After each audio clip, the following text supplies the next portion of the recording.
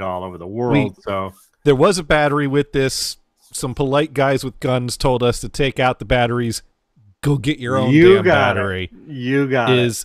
Right. Is the situation you're put in, and that right there is right where people are walking into our conversation. So, And they're going, "What the hell are these guys talking about?" yeah, you know, shipping batteries, tricky business. It can result in packages Right. getting returned. It can result in polite Right. people with guns showing up to your workplace.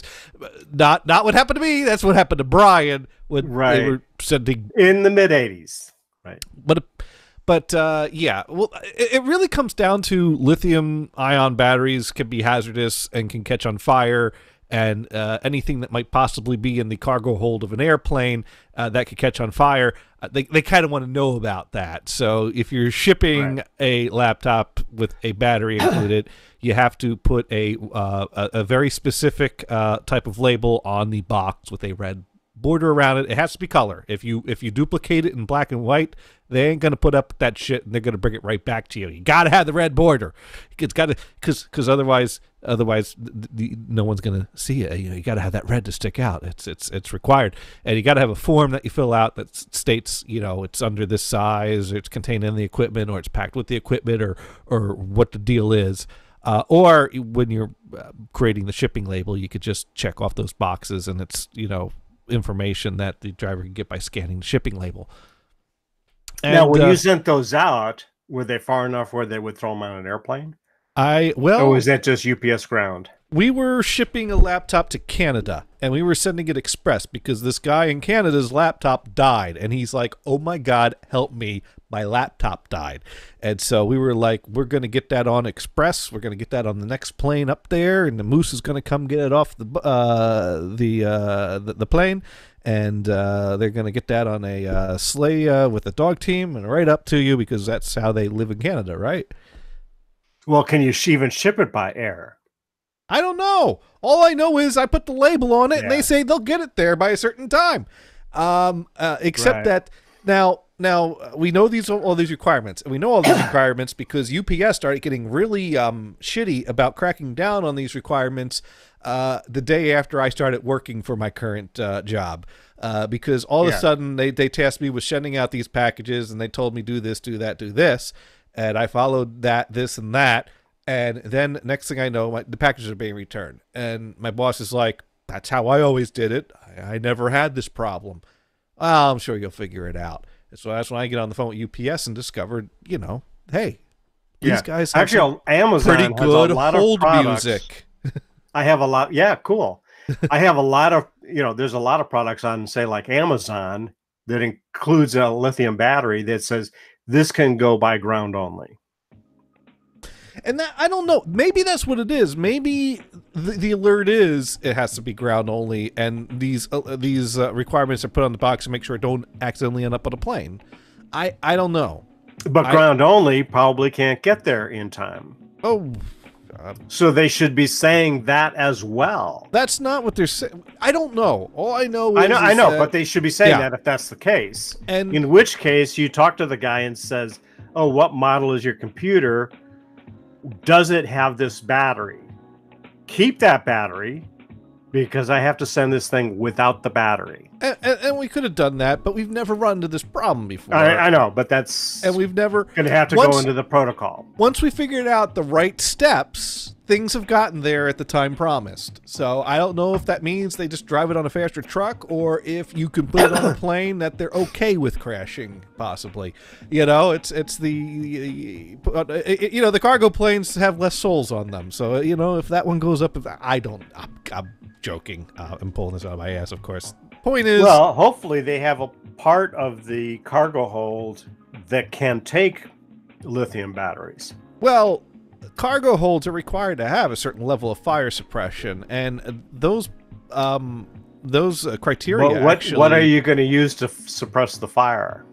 Actually, I mean, if you put water on lithium, you get a bigger fire. I'm sure they have chemical systems to put out fires in the fire holds, and I know that because there used to be a certain class of cargo hold it did not require having a fire suppression system in it because it was an airtight cargo hold. The theory being that the fire will eat up all the oxygen and then put itself out. Worst case scenario. Right. And then there was this problem with this plane that had a box put on it that was filled with expired oxygen canisters that would drop down the mask and generate the oxygen.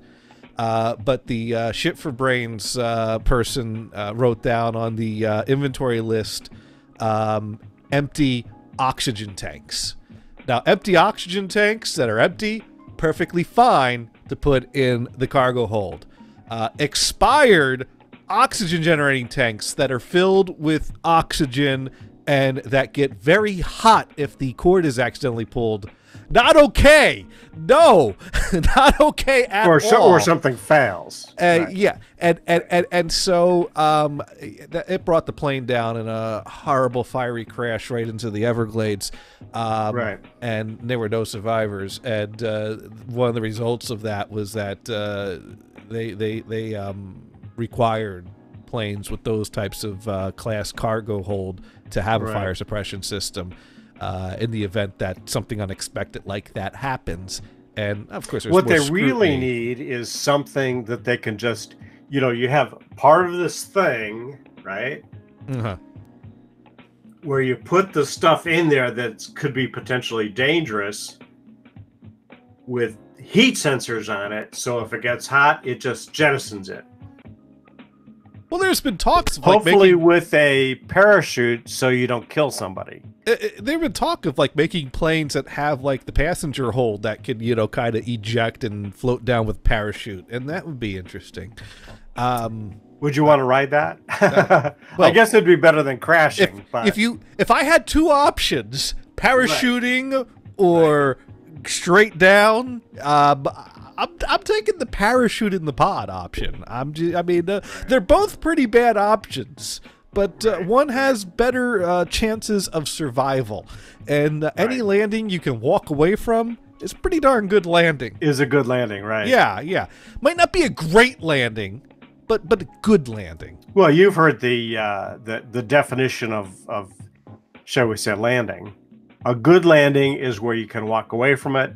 A great landing is they can use the plane again. There is that. There is that. Yes. Anyways, so yeah. So we know these procedures. We follow these procedures. We got the paperworks. We got the check boxes. We do all this right. Now, we also often reuse the same boxes that our laptops come to Lenovo in. Because we buy Lenovo laptops, and Lenovo, being that they send laptops with batteries included in them all the fucking time, just had that label printed right on the box instead of having to keep slapping labels on boxes. You just get that put into the design of the box. There you go. And apparently they printed up more than 2 years worth of stock of box, because it turns out 2 years ago, or over 2 years ago, they changed the design of this alert label that there's batteries in the box. And they set a grace period for when you have to start using the new design and we won't accept the old design. And they did nothing to notify the public of this. And what they should have done, Lenovo should have done, is gone to these boxes and putting stickers to update that label. And Lenovo did not do that. At least they didn't do it until they have to. I don't know if but at some point in the past week, the cutoff date passed. And I put in an order for laptops a month ago, 4 weeks ago. These laptops came in with the 2-year-old design on it that was in the grace period over these 2 years. So Lenovo has waited till the last possible moment to start slapping labels on. Well, then again, we ordered them through CDW, so CDW's that's on them to slap a label over that. But the point is that everyone's been taking advantage of the grace period right up until the end, and we have been blissfully ignorant of this until suddenly our laptop that we shipped out Friday, Emergency Express, in an emergency. for a person who's like, laptop not working, we'll get that to you early next week. What do we have? Return to sender. What the fuck? Right. Why did they?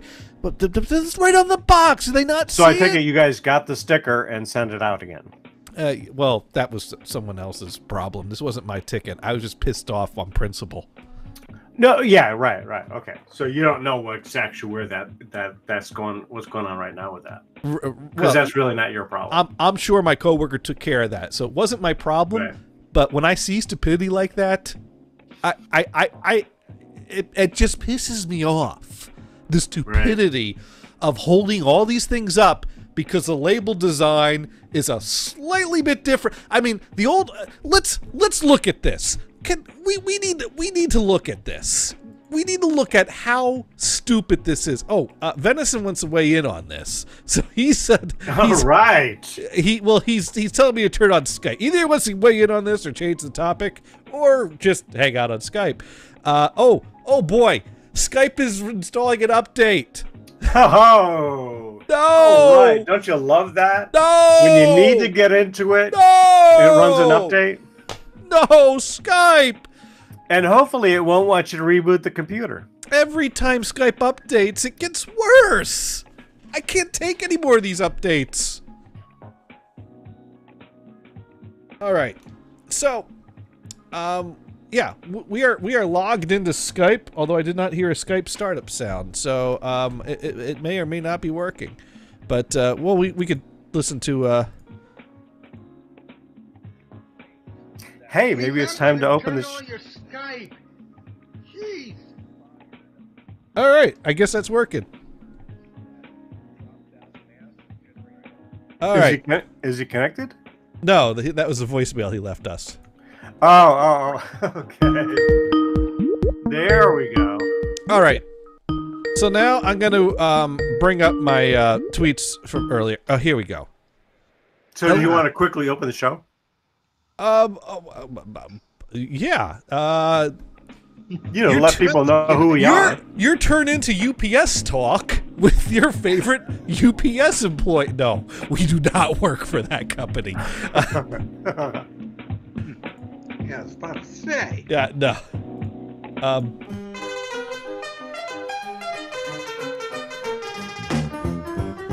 No, you actually are tuned into Insert title here. the show that changes names so often. We got to put a placeholder in, and we don't have a name right now. But we're UPS Chat is what we are this week, and I'm your UPS host, Gators, and joining me is Brian Blues from the westernmost UPS territory in the North America continent, and But they service Hawaii. North American continental region. Okay. And from the swing state region of UPS's territory is Venison on the Skype. Yay. Yeah. Yeah. He's just like whatever. I do have a little something weirdness. I think some of these Super Bowl commercials are starting early. Yeah, they usually do. Yeah, but, have you seen the one for Frank's Hot Sauce? No, I haven't seen that one yet. Oh, man. I just thought one part was hysterical. I don't know why, but I just lost it. They come on and say, yeah, we put that shit on everything. On your pizza. On your friend's lunch. Whatever this is. Nice. We'll have to pull it up. Whatever this is was a plate of tentacles. Yes! And one of them, and was sword fighting with the lady using butter knives. Okay. So, fighting off being eaten. It was just one of the things you don't expect. No, I would not expect that. So as you can see here, on the left is the obsolete design that you put this on your box. It's worthless. Not going to take it. Nada. No way. On the right is the acceptable. Here's one thought, though. Yeah. So the left, the obsolete one, tells you caution, lithium-ion battery. Yeah, it's informative. That's pretty clear. Yeah. The new one says, which is a mandatory, in the big letters, UN3480. Which I'm sure means something to someone. What does that mean? That means something to someone. Now, of course, there's one part of the world that says, you know what, we need to show these icon images.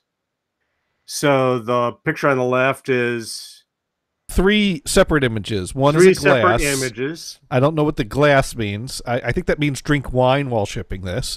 Right. And then we got a bunch of batteries, which means Right. it's battery, and flame, which means fire hazard. But it's not clear that it's the batteries that are the fire hazard. It could be the glass of wine you're drinking while shipping the package that's the fire hazard. So, Well, I mean, some alcoholic beverages, if it's the concentrates enough, Yeah, it could go on fire. could be. But the one on the right, the fire is emerging from a cracked battery. But Right. but it's still not clear because it looks like you got like a few C cells, a 9-volt, and a AA and a AAA, and it's only one of the C cells that's tipped over that's got a crack in it. So that means, hey, you got some cracked C cells, flames are coming, but the rest of them Right. are fine. But, you know, if you compare European cars versus American cars have knobs, etc., that have English labels on it. You go to Europe and they all have icons, and it says, well, we're multilingual here, so we have these icons. But what the fuck do they mean? Right. Symbols is a tricky thing. Like, for Right. example, have you ever looked on the tag on your clothing to determine how to properly wash them? Well, for one thing, you don't want to use a triangle, or you might want to use a triangle. Oh, I don't know that's what exciting. I don't know what the triangle means, but one of the logos that shows up is a triangle. Yeah. Anyways, so yeah, So you need a magic decoder ring. Oh, we'll call it the Rosetta Stone. That will translate those symbols into, you know, whatever language that you're reading, right? right. So here's the thought. In 10,000 years, there, you know, somebody in the future is going to dig us up and go, wow, they still had symbolic language at the time. Yeah. You know, they didn't have written words. People are going to be trying to decipher this written language of our time with the Picto. Right. Yeah. Gee, you know, we see older stuff that's cuneiform. That's not exactly pictures. Yeah. You know, they're kind of an ancient lettering that depicts some object, but You know, it's kind of like there's some kind of a book, and I've never read this book. I've heard about this book.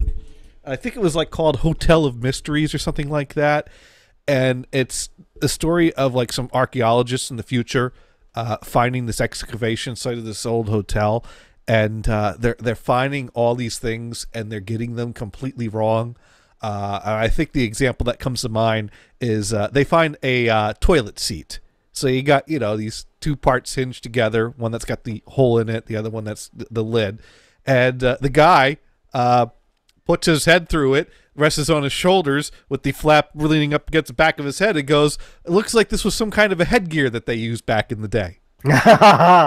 yes, that's what it was. That's what it was, yes. And, hey, what's this attachment that has a hose connected to it? That was the status symbol. You knew that someone was well-to-do if they added a hose attachment to their headgear. That was for cleaning out the ears. That's what that's for. That's what that's for. See, right. That's the, and I never found a copy of that book. Maybe I should like go see if they sell that on Amazon and throw it in my cart so I can read that after I'm done with Bruce Blackman's book. But yeah, that always sounded like a good read to me. You know, any book that involves people putting toilet seats on their head is probably going to be a good book. It's like that pancake on that bunny's head. Yes. Right. Any picture with a pancake on the head of a bunny, it's going to be a good picture. Right. And everybody knows what that means. Yeah.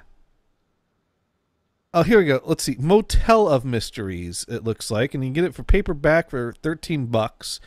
It's the year 4022.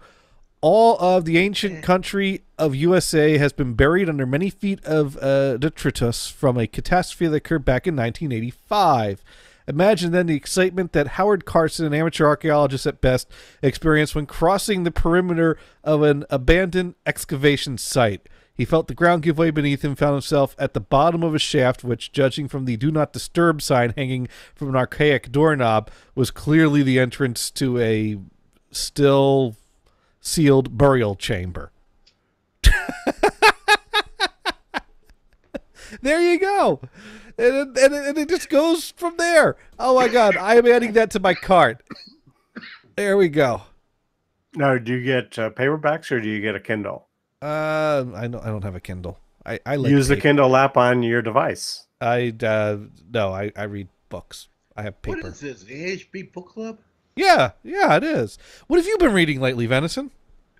Oh, can't see the title because the lamp's in the way. But oh yeah, there we go. Neptune's Tears. Is that another physical book? Oh, that's right. You don't have a tablet. I mean, actually, reading stuff on a phone is not that good. So if you have kind of a tablet, then you can get a Kindle app. And if you buy a book and you keep it on the back of the toilet tank, and then you store it in a box in the basement. No. They don't get stored until after they're read. Right. Yeah, but you had to be concerned about mold in the basement. I already read that book. Then why store it? You because could let somebody else enjoy it. If someone wants it, I don't know. Maybe I want to read it again someday. Sometimes I read that book again. Because that's okay. That's okay. All right. Yeah, catching this first time. I mean, I know a person that has a nice collection of original Star Trek stories in paperback that were printed probably in the 70s. Oh, those are worth something. Although the pages have all gone yellow because they used acid paper. If they're readable, they're still worth something for those that like to read them. Right. Maybe 3 cents or a buck. Yeah, it could be. Anyways, I highly recommend. I highly recommend the book, and I mean, I recommend go throw this in your cart, buy it right now, and I'm going to go ahead and take a moment here to now Brian Venison, you remember this song, right? Back in the 70s on AM radio, this was a big hit.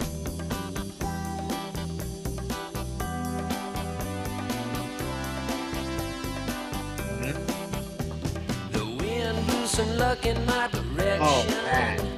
I caught it in my hands today. Yeah. You remember that one, Brian? It's been a long time. I forget who the band is. The name of the band that's is where I usually turn the station. The name of the band is Starbuck. And I think they were around before the coffee chain was. Yeah, I would think so. And it was only $1, right? Not plural.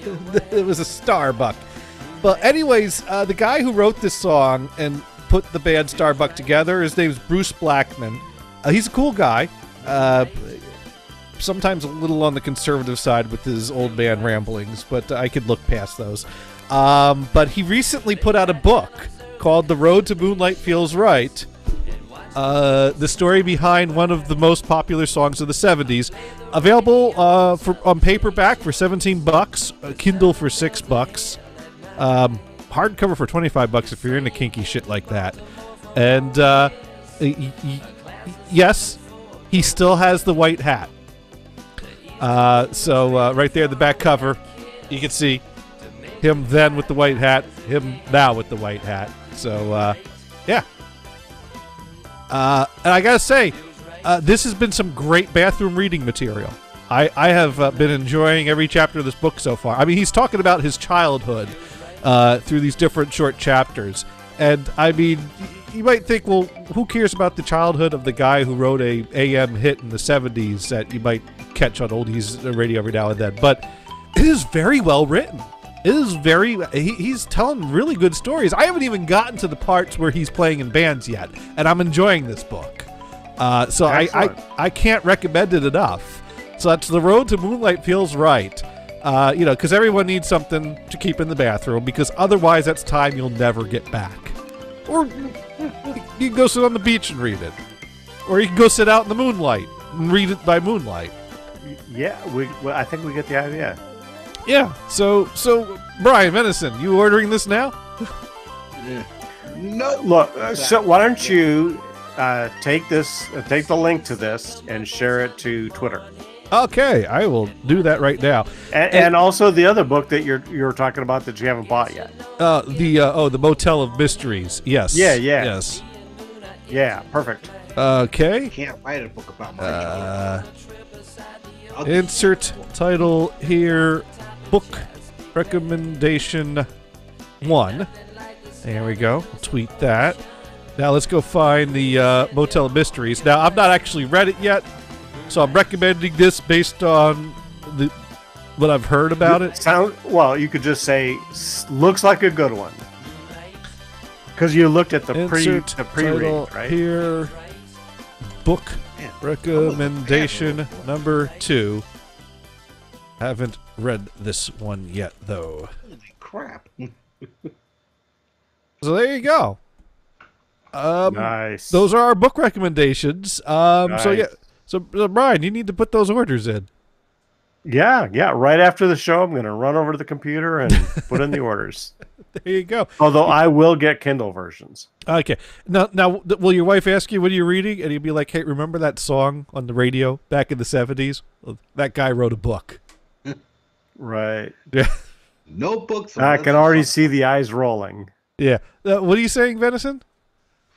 I said no books unless it's sci-fi. Oh, well, it's. I'm rebuilding my collection. Well, but this other one you're just talking the number 2 book. Yeah, that's a good one, huh? The Motel of book. Mysteries.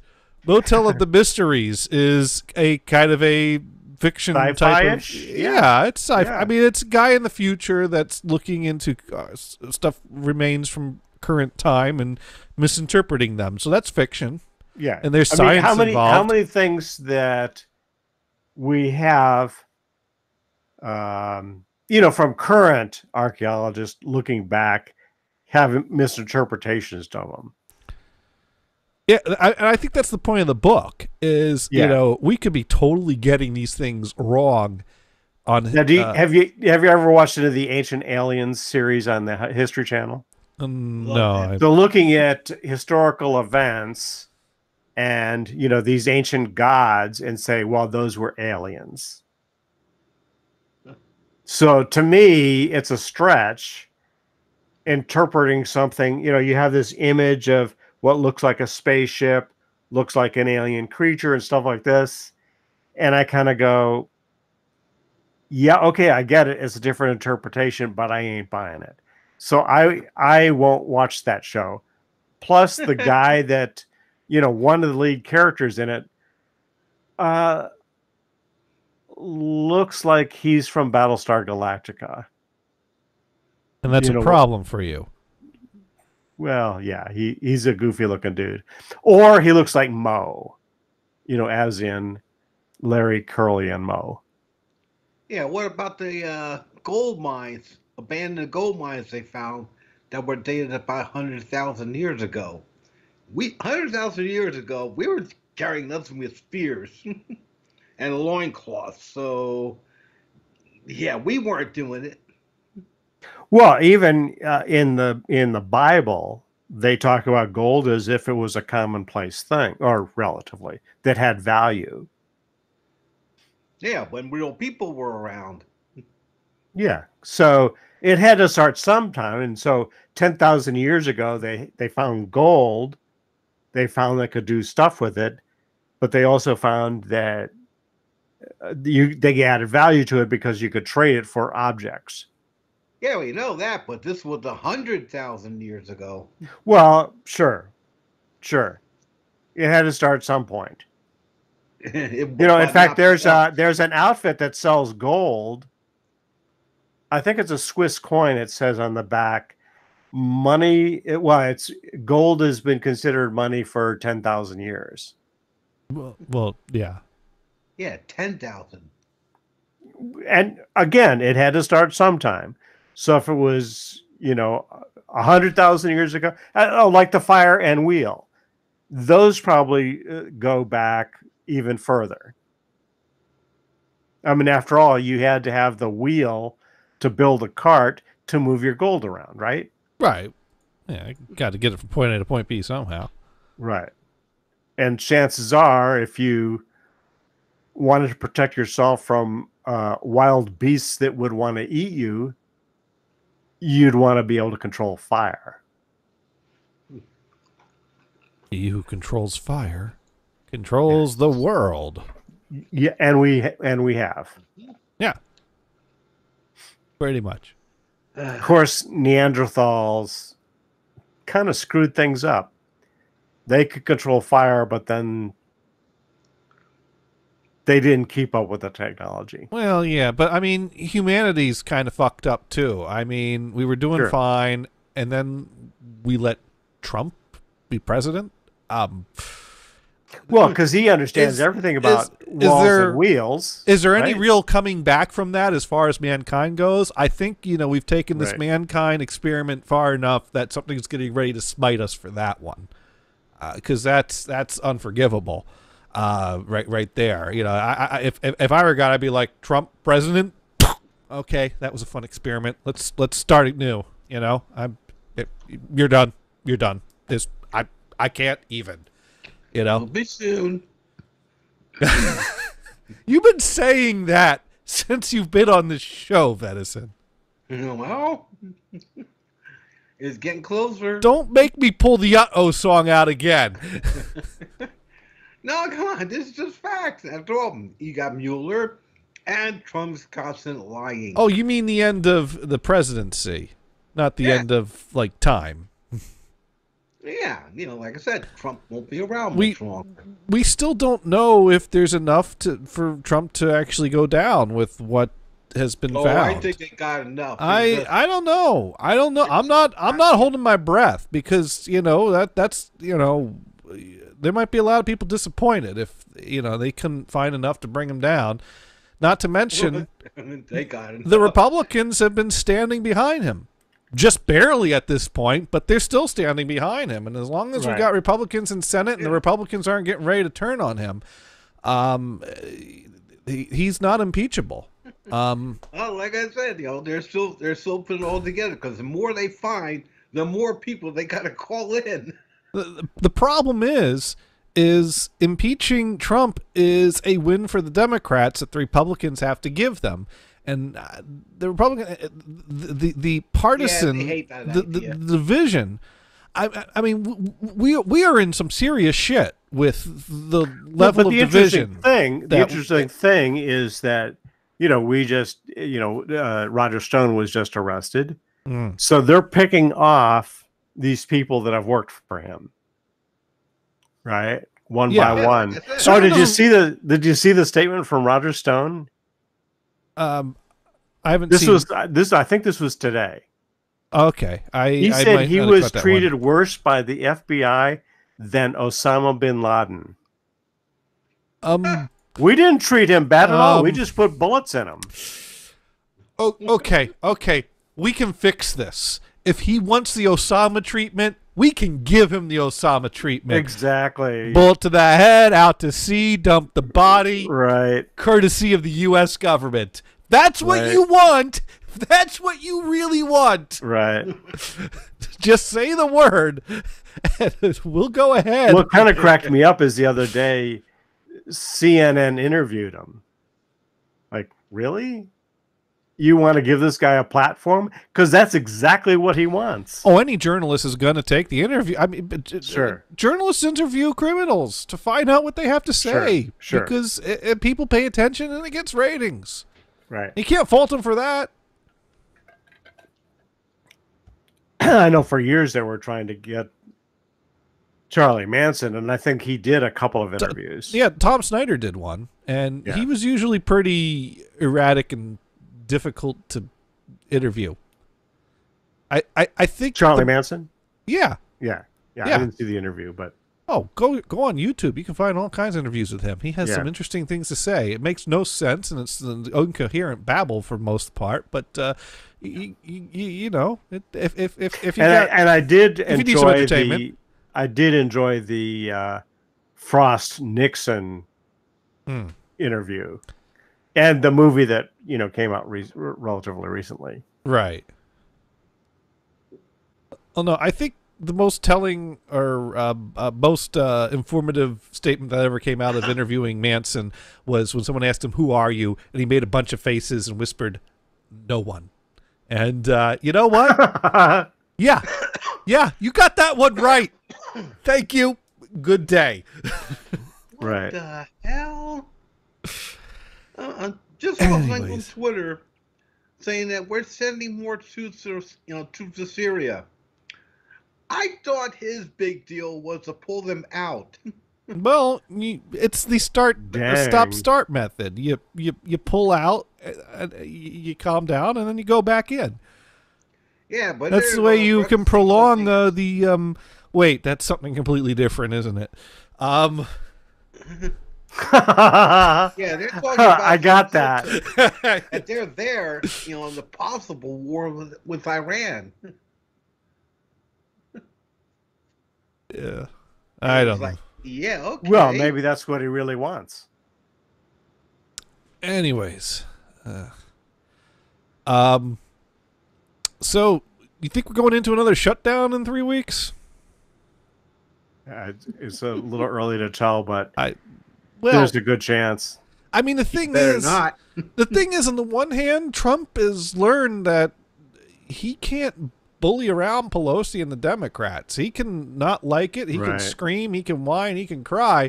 But public polls are not with him when he stands up to them the way to a point of putting people's paychecks up as ransom. People don't take kindly to that.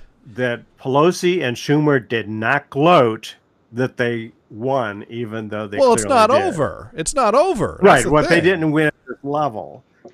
Probably because they didn't want to piss Trump off and not sign the thing, because it wasn't actually signed yet. Well, plus there's no denying that they won. I mean, they don't even have to say it. All they had to do is, But it wasn't long wait for the camera. The Trump followers to go crazy about it.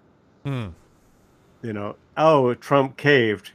Yeah? What alternative? Oh, so you want the government still to be shut down? Well, it was getting to the point that the reports have it that some of the Republicans behind the scenes are basically saying we can't sustain this. And I mean, I think it was taken to the level that Trump had to, or the Republicans are going to break from him, and that would be disastrous for him. Sure. He could save a little face here, but then again, he's doing this whole 3 weeks, and we're going to negotiate, and if I don't get what I want, we'll shut it down again.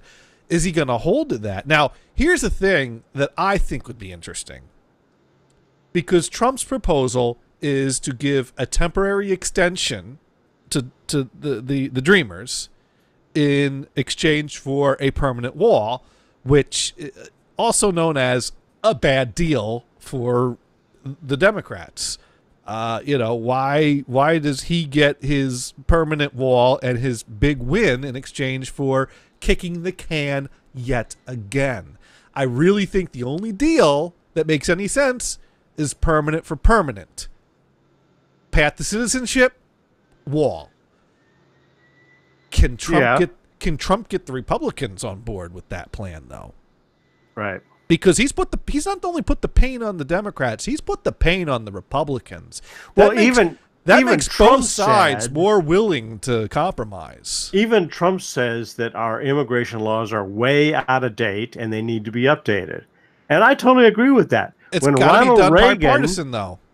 Of course. When Ronald Reagan signed the amnesty bill back in the 80s, he said, we're not done with this.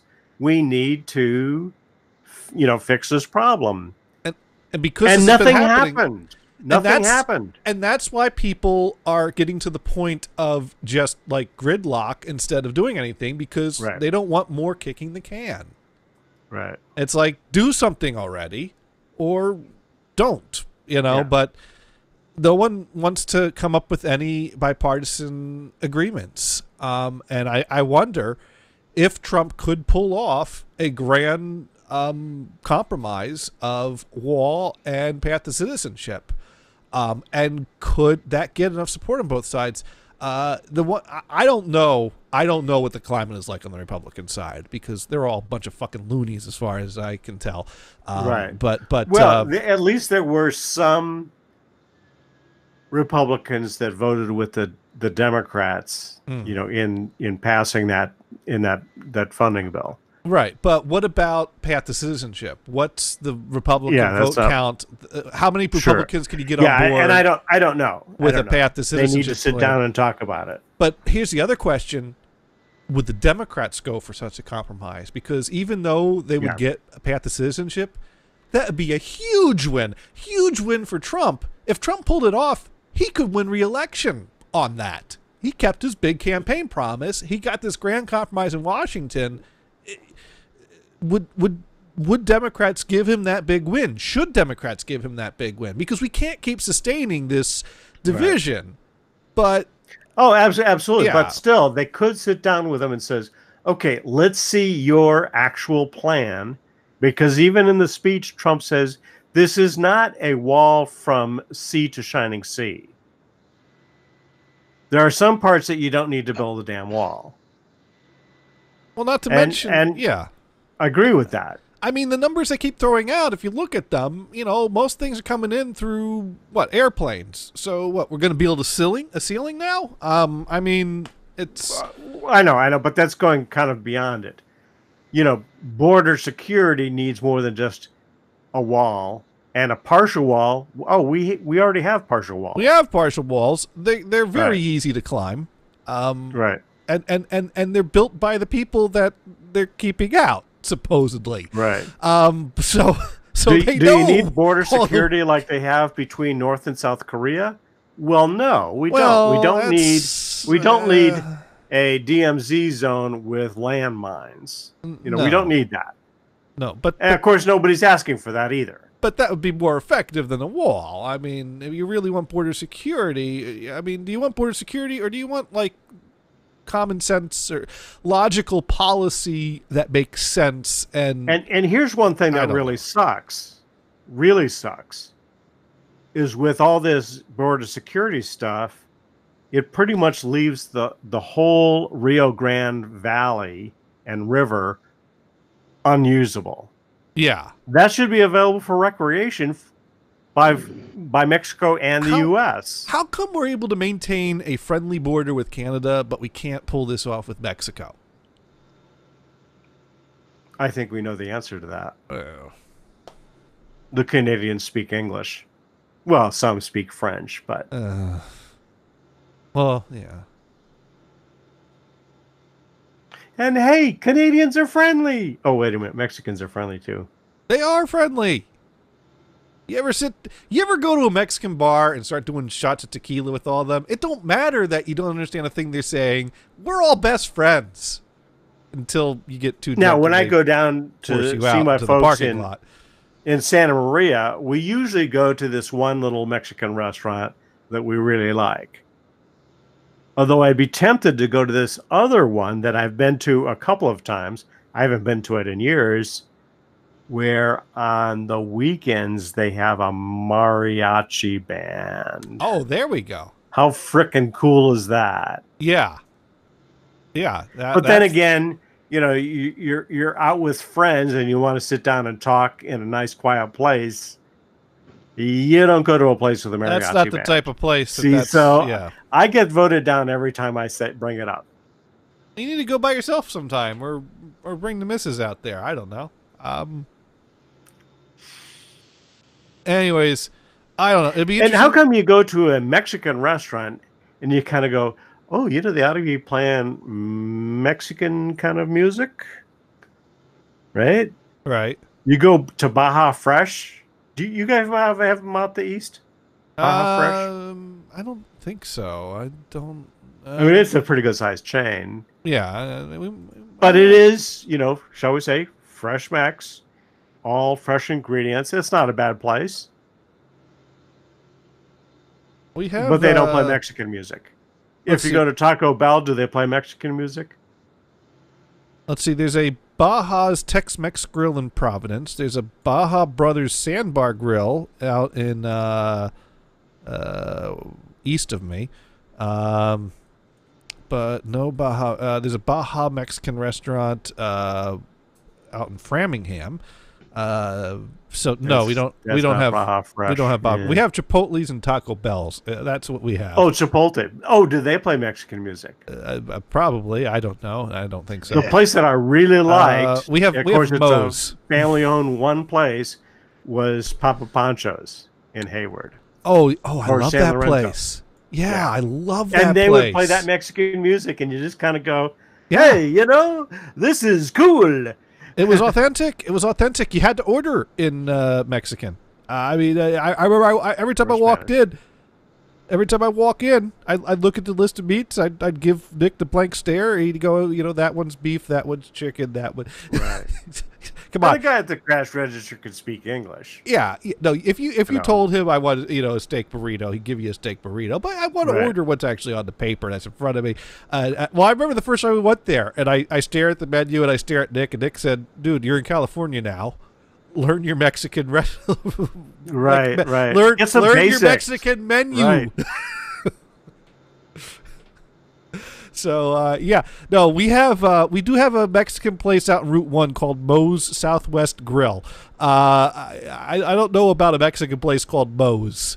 Yeah, Mo. Yeah, have I ever met a Mexican named Mo? Huh. I don't know. I think it is a small chain. I think there's more of them. I might have to try it out just for. maybe the guy's actual name is Jesus, but people might be offended by that, so he used the name Mo. Mo. Well, there's like 8 of them. 9, 10, 11, 12, 13. As I pan out this, it's a chain. It's totally a chain called Moe's. Wow. That's a Southwest Grill as a counter serve chain for burritos and more. Oh, counter serve. Oh, I thought it was a sit down place. No. Oh, I'm less excited. I'm less excited about this place now. So it's mostly takeout. Well, counter serve. They probably got seating, Oh, okay. Oh, so you get an order at the counter. and you go. That's fine. Papa Pancho's is that way. Yeah. Well, actually, Papa Pancho's. Sometimes they bring it to your table. True. Yeah. But you order it at the register. Yeah. It's like Yeah. Papa I Pancho's. think except in a chain. crunch, you could get Taco Bell to go to your table.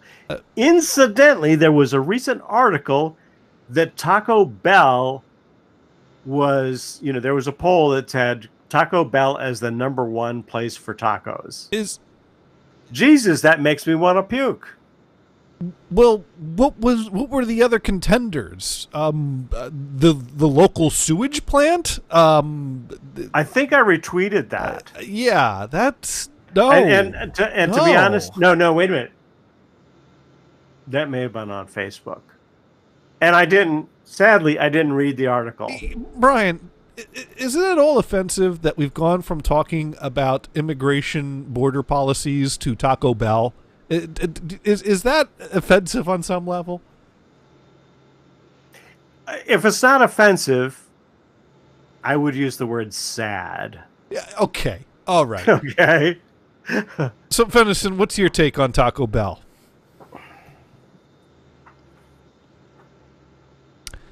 I think Venison's got some Taco Bell shits right now that he's taking care Right. of. Actually- no. I was reading something interesting here. Oh, as opposed to You the mean show. you mean Taco Bell wasn't just interesting? They got this great taco that uses a big Dorito for the shell. Oh, come Yeah. on! I've Okay. been able to get to a Taco Bell. One quick story, right? And then we'll go back to Venison. Okay. While he thinks up something really cool to say. About Moe's or Taco So- Bell. A few months ago, no, probably maybe 6 months ago, I went to I stopped at a Taco Bell because I was just a little bit hungry. I just wanted to slap down a taco and then go grocery shopping, right? I went to Taco Bell, got the taco, sat down with Pepsi or whatever I was drinking, put that down, knocked that down quick. It's a little small one. By the time I got back to my car, I was feeling really crappy. Like, Ooh. this was not good. So I had to cancel the grocery shopping part, and I just went home. I mean, it didn't turn out anything serious. It just took a while for it to show a process, and then I could go back out again. But that was kind of a pain in the neck that I lost probably an hour to feeling crappy. Well, Damon once wrote a song about that, and this is a more... And, of course, that was the last time I went to Taco Bell forever. Yeah. I think this song here sums up your experience. Fast food is so economical, but it isn't all that wonderful. Sit down and listen to my story. Here is what Taco Bell did to me. I ate tacos, 3 whole tacos, and after an hour, in my gut was a feeling of nausea. Hear the gurgle, nasty gurgle, then I made that mad run. On the way to the bathroom, you'll hear Taco Bell hurts like hell. It makes me feel really shitty. Flop flop fizz, liquid shit. Send toilet paper this way. So yeah, that's what Taco Bell did to you, I take it. I didn't get the severe reaction. It kind of went away without a big problem. You didn't have to eliminate. But I kind of go, this could have been a lot worse. This could. It sounds like you got some gurgling at least. Whoa! From the stomach and the. I did feel crappy. I did feel crappy. That's about it. You wussies. But a lot of the fast food places, you say, yeah, I'm going to go to Burger King. Right. Let's pick on Burger King a little bit. And then you go, yeah, I want a little, burger, whatever. Even the double Whopper with cheese, large value I meal, go with the onion Whopper rings, Junior and the zesty sauce. The Whopper Junior is fine. Oh no, double Whopper all the way. Whopper Junior. You're gonna go to Burger King, fine. Go big or go home. Okay, go big and go home. Yes. No, and I'll have that. It's not really bad, but it's always just a disappointment. It's like, I wish it was better. Shit. I like Burger King. Oh man, I broiled. Now, our friend Nick won't go to Burger King because he doesn't like that liquid smoke. Yes, that artificial liquid smoke flavor they spray. I'm like, that's flame broiled. That tastes awesome. I mean, each to their own. Yeah, no. We've had our brief arguments if about that. If they overdo the liquid smoke, I agree with them because it is gross. But I've had a little bit of the flavor is fine. I mean, it's like, why do a lot of Chinese restaurants use MSG still? It's horrible shit. Okay, are you trying to poison me? Venison, what are you saying? No, I was saying, come on, man. I sit there and eat 5 steak gordita deluxes and 2 tacos and some onion rings. Normally, no problems whatsoever. And Burger King, no, man, you gotta have, a double Whopper with extra onions. Absolutely delicious. Have some onion rings with that too. Normally come back with 2 double Whoppers. Last time I went to Burger King though, and this wasn't Burger King's fault. This was my damn car's fault. Now I already Did I already tell the story about how I ripped the handle off the back of the car because it wouldn't open up because of the ice block, and so I hit it with the heat gun. So I've already used my heat gun twice, so it's paying for itself. All right, so that's okay. All right, so and that's the thing. I wanted to go out to Burger King, and that's when I couldn't get the tailgate to close still, and it was nighttime, and the interior lights were staying on even though because the tailgate was open, even though it was partially latched shut. So I had to run an extension cord out the window, plug in the heat gun, thaw out the block of ice on the back. Did you skip the part about the idiot light on the dash? Yeah, oh, yeah, that's right. It said the tailgate is ajar, which it's not a jar. It's a tailgate. So exactly. I don't know what was. I don't know what was up with that. So melt the ice off the back, get the tailgate to open and close again, and drive out to Burger King. And so I'm in the drive-through line, and I'm nearing the corner. I'm nearing the spot where I actually am going to be in a drive-through lane where I have to proceed through the drive-through lane. But before I get there, for some reason, something in me said, let's reach over and put the window down now, even though it's below freezing outside. And I hit the button, and wouldn't you know it, window wouldn't go down because there was some ice. So luckily, at this point, I'm like struggling with the window, and I'm trying to push it with my hand. I'm thinking, and then there's a car behind me, and I'm like, well, this guy's gonna honk at me. So I pulled into a parking spot because luckily I was not too far gone, and I had to walk inside the Burger King to order my double Whopper. Well, how far would the window go down? None. Not at all. Oh, okay. Not so at all. You couldn't even do the. Okay, here's my order. Yeah, I would have to open up the door if I wanted to. And that's when it's like, fuck it, I'll park and walk inside and carry my order out. Fortunately, you got that way out. Yeah. Luckily, I was not too far gone. The car doesn't have a wing like the old days where you could open up the wing and go, I'm just going to have to drive through because I can't open my window.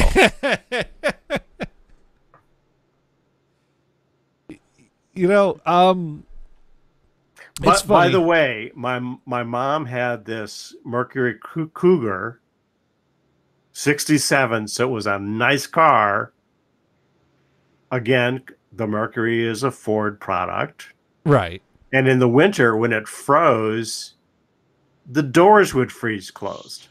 Ooh, right? That's no fun. So you'd have to kind of bang it until it opened. Yeah, I've been there. And then you couldn't close it.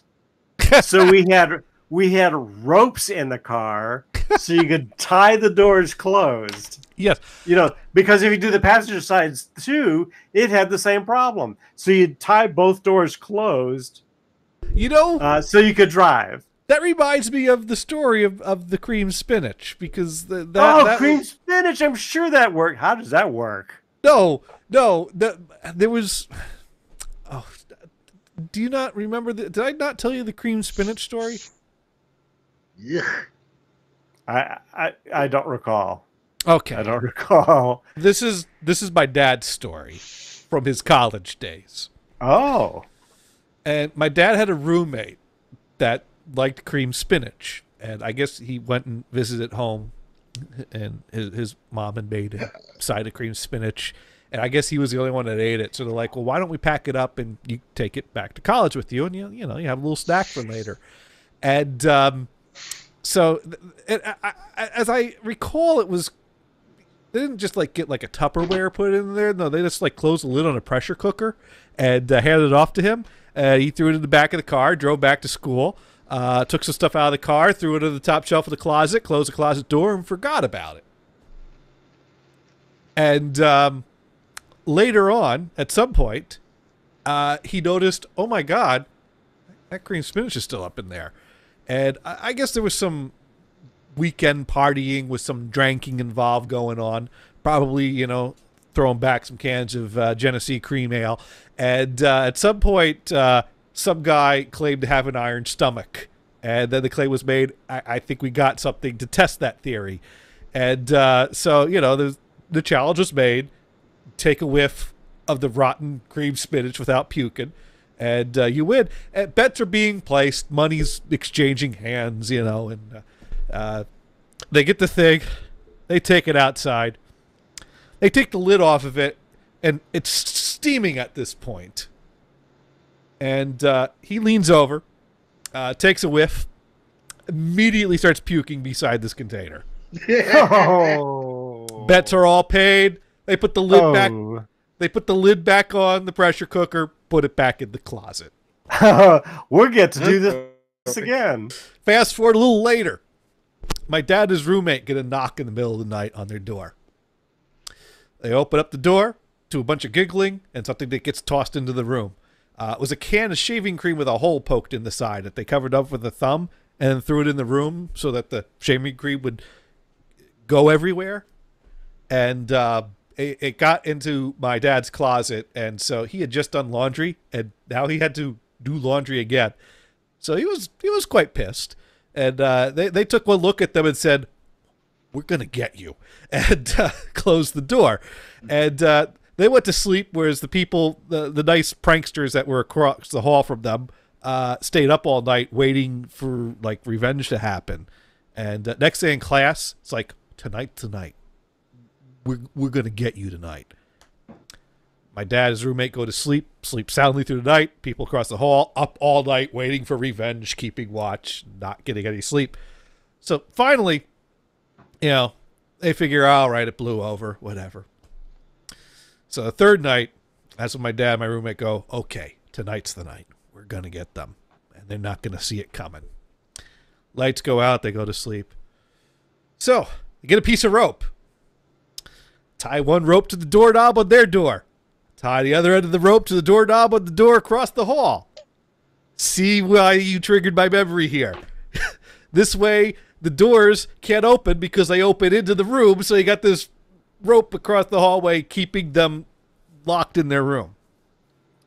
That's almost probably even more effective than pennying the door. Yeah, probably. And so they grabbed a sacrificial album cover. I don't know which album was used. That's always the question that I would ask, and my dad's like, I don't remember. Why are you asking that? Al Jolson, right? Yeah, Al Jolson. They grabbed their copy of Al Jolson's greatest hits because these college folks know how to party, and get the container of cream spinach, open it up, shove the album cover filled with cream spinach, slide the open end under the door, and stepped on it, sending cream spinach flying into the room. And all of a sudden, there's a bunch of commotion, a bunch of very unhappy sounds, a door frantically trying to be opened that can't because the rope's doing its job, and out the window they jumped. I'm not sure what floor they were on, but I'm thinking it was low enough that they could jump because that's what they did. And in college, I was in a building on the 7th floor. Okay, I don't think they were on and the 7th those floor. windows didn't open. Oh, Yes. yeah, these windows did, oddly enough. But so there you go. So there's some fun that you could have with cream spinach because it certainly ain't good for eating. I'll tell you that. But Thank you. now you know what? Same way. If I even look at the can of cream spinach, I don't care if it's cooked or not. I'll vomit. Yeah. Well, you know my spinach story. Now that's my dad's spinach story. I have my own spinach story. Popeye. Oh. I think we'll stay away from that one. I was a when I was a kid, I didn't Of course not. I didn't like vegetables all that much. Broccoli didn't like it, peas didn't like that, beans don't like that. Love them. But spinach was a whole other level of disgusting. Oh, that was the worst stuff I ever had in my mouth. You put that in the at a higher level than lima beans? Yes, easily. Brussels Plain sprouts? spinach is cool. It's okay. Spinach is the worst. You will not Cam spinach, right? any kind of spinach. Usually my parents bought like my mom. So would when buy, you go to Subway, it says that lettuce looks crappy. I want the spinach leaves instead. raw spinach is not something I like, but I can handle raw spinach. It's the cooked stuff That Right. no. Okay, gotcha. Not can't no. Cannot do it. Cannot. Okay, so continue. Now my mom would not buy vegetables in a can. My mom bought vegetables in like the frozen box thing, in the grocer's freezer. I don't know if it was creamed or not, but it was disgusting. Now this took place when I lived in Piscataway, so I would have been 5 or younger. I think maybe 3. I don't know. I'm law of averages says somewhere around there. And my parents would do the whole, kid don't want to eat his vegetables, we'll force feed him the vegetables. And spinach was the only way I ever ate spinach was force fed. And I don't know if it was this time or another time, because I remember one time they had the not cream spinach because they put a big old pat of butter on it to make it creamed, I guess. And I remember thinking, oh, I like butter. My mom's like, yeah, there you go. You like butter. That'll make it better. Yeah. And so I took a nice, heaping fork full of butter and spinach, put in my mouth. Nope. That did not work. That did not. No, it wouldn't. and force feeding commenced. And the last time they ever tried this, they hit a gag reflex. Oh. And I puked the spinach up onto my plate. And I was especially upset because I was worried that they were going to force feed the puke spinach to me at that point. My first thought was, oh my God, they're going to put that back in my... But they didn't, of course. Oh, good. They didn't. Animals regurgitate. Did you finish everything else? That Did you eat the stuff that you wanted? That was the last thing that was on the plate. Oh, yeah, good. Yeah. Because you have to hate to miss. It's once the kid miss out on stops. something they really liked. It's once the kid stops eating that the force feeding starts happening. Right. So they never fed me spinach again after that. I was exempt from spinach after that point. Okay, so while we're on the vegetable topic, if you're on Twitter, and I'm talking to everybody, follow Turnip 2020. He's running for president. Oh, the turnip. Yes. Yeah. Yeah. Most of that stuff is funny, unless that's not your thing. Oh yeah. No, he's great. There's also the onion in the bag. That's a fun. Yeah, count. there's other vegetables as well. I think it's a beet that is running as vice president. Yeah. Oh, okay. And then there's a lot of root vegetable humor that goes along with it. So you also have to follow the threads, and people have jokes about various. Well, they're kind of like puns.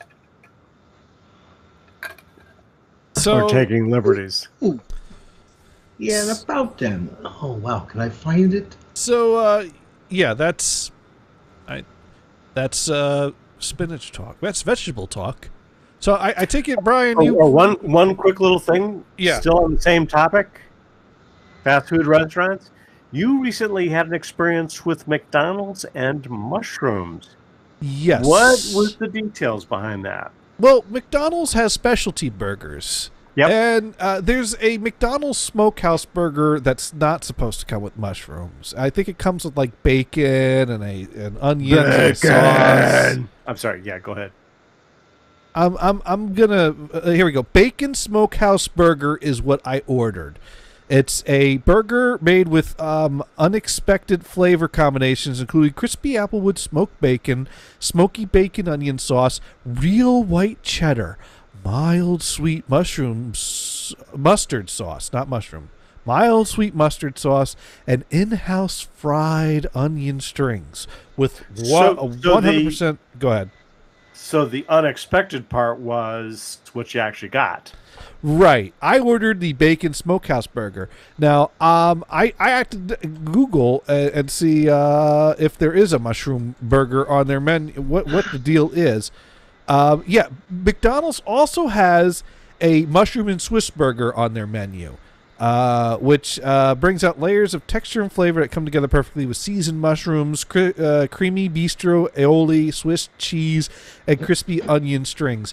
That is what they gave me. That is not what I ordered. So I get home and this thing is smothered in mushrooms in a, sauce, and it was, difficult to pick all the mushrooms off of it. And even then I'm like, I know there's like mushroom juice in that sauce, and it was not a tasty sauce. It was a slime ball.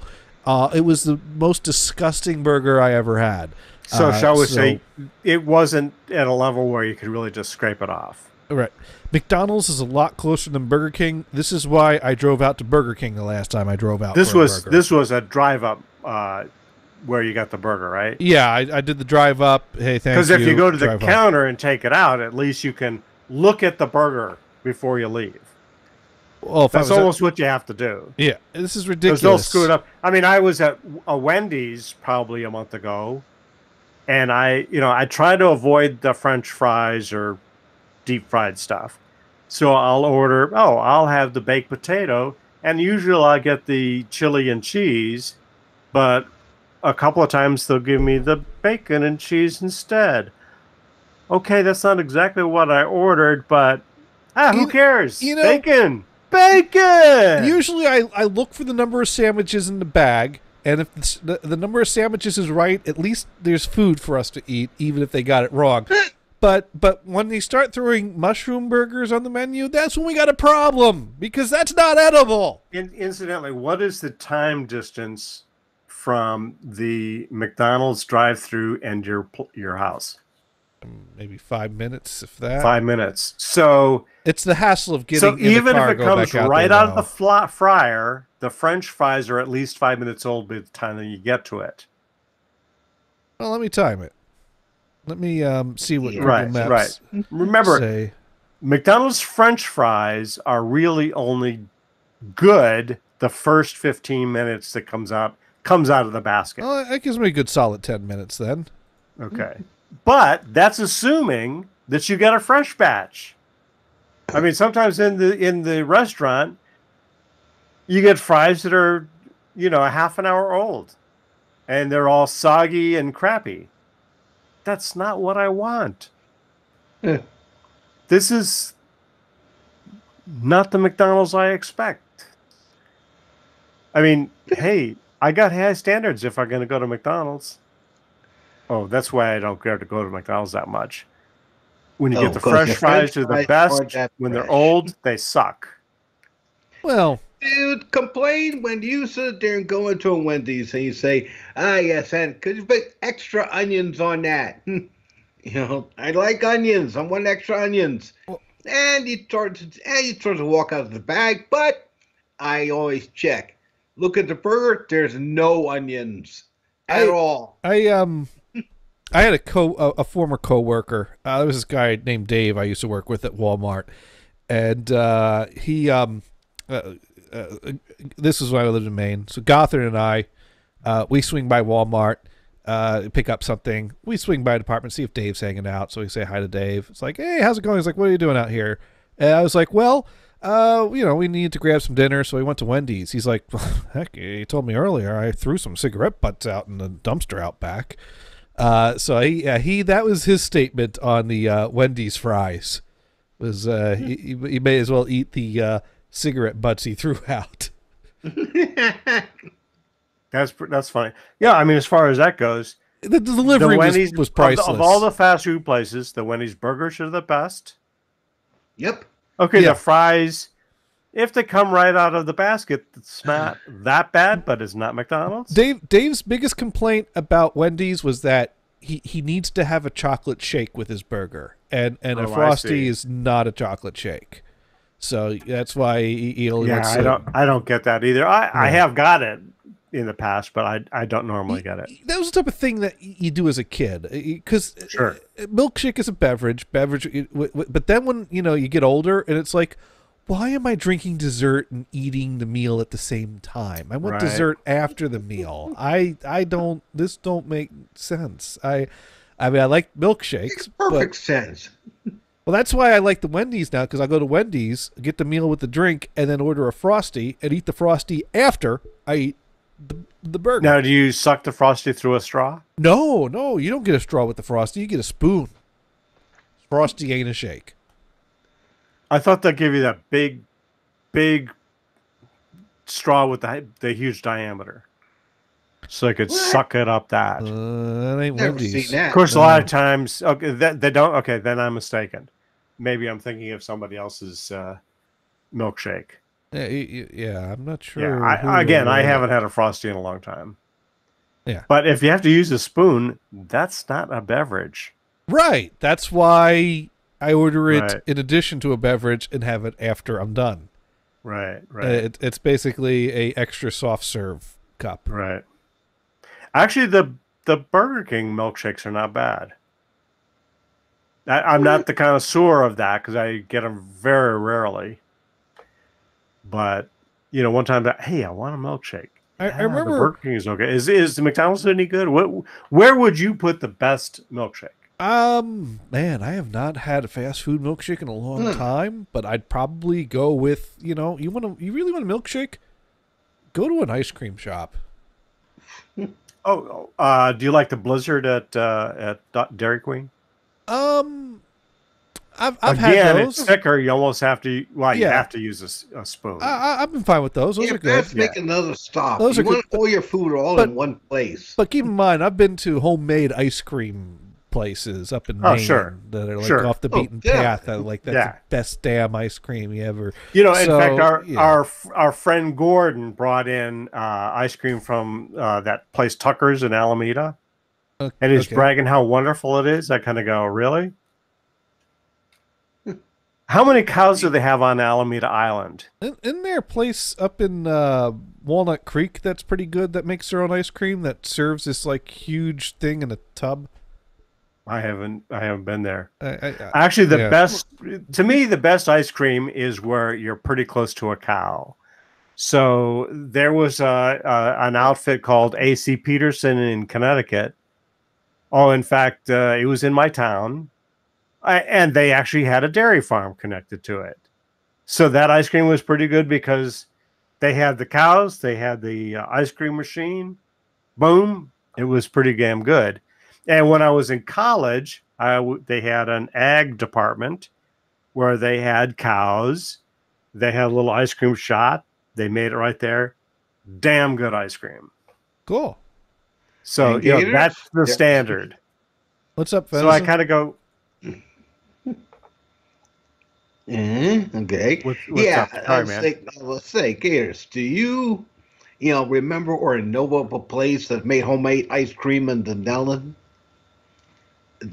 the town below you?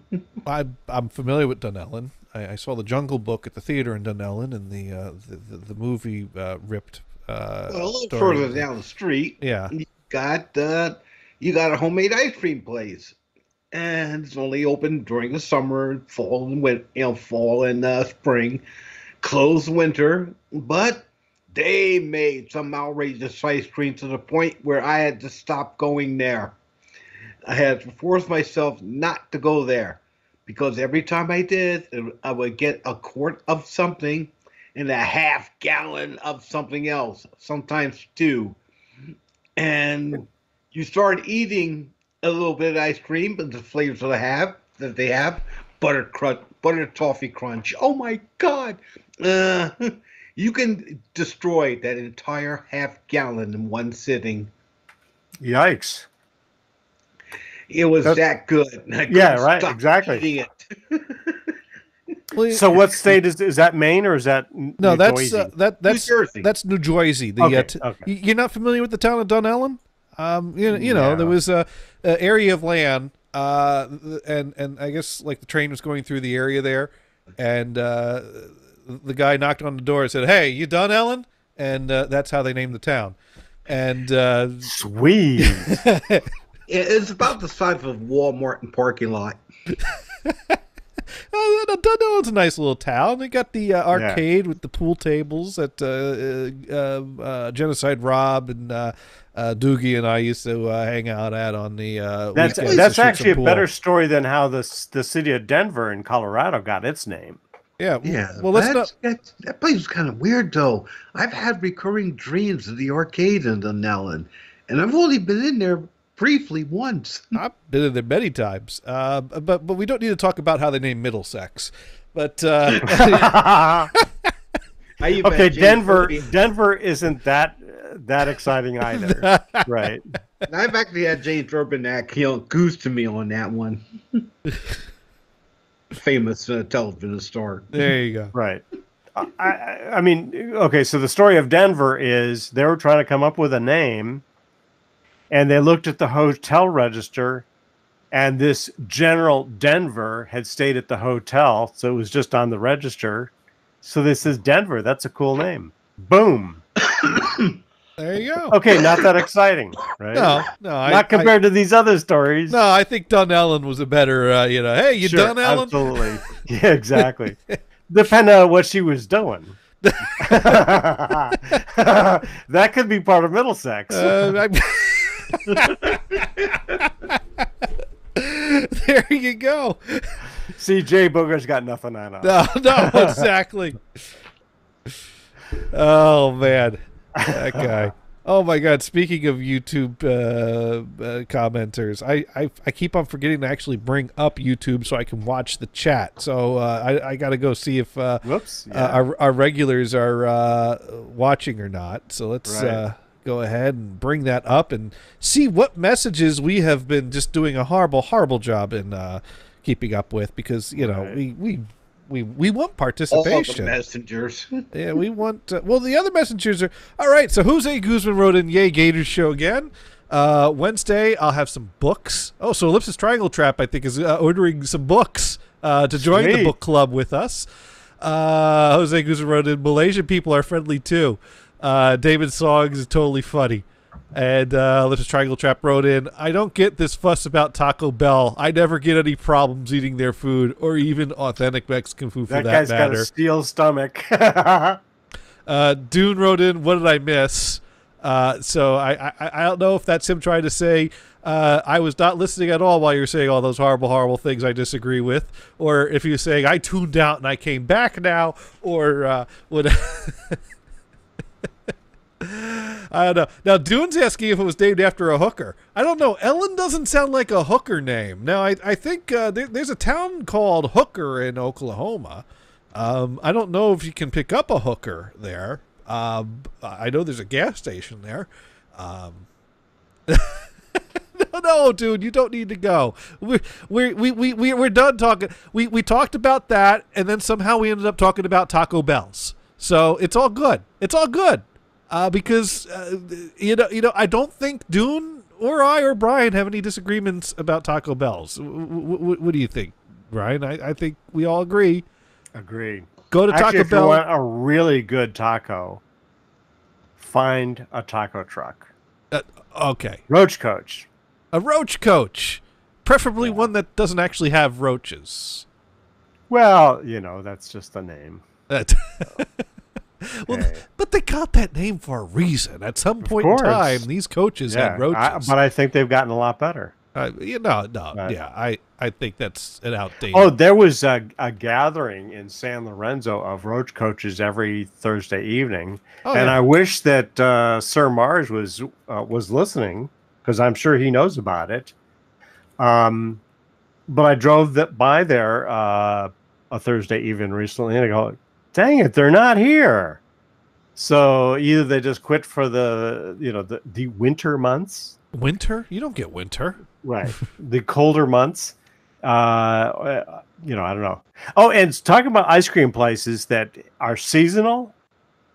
This guy I know goes to all these small ice cream places all over the country.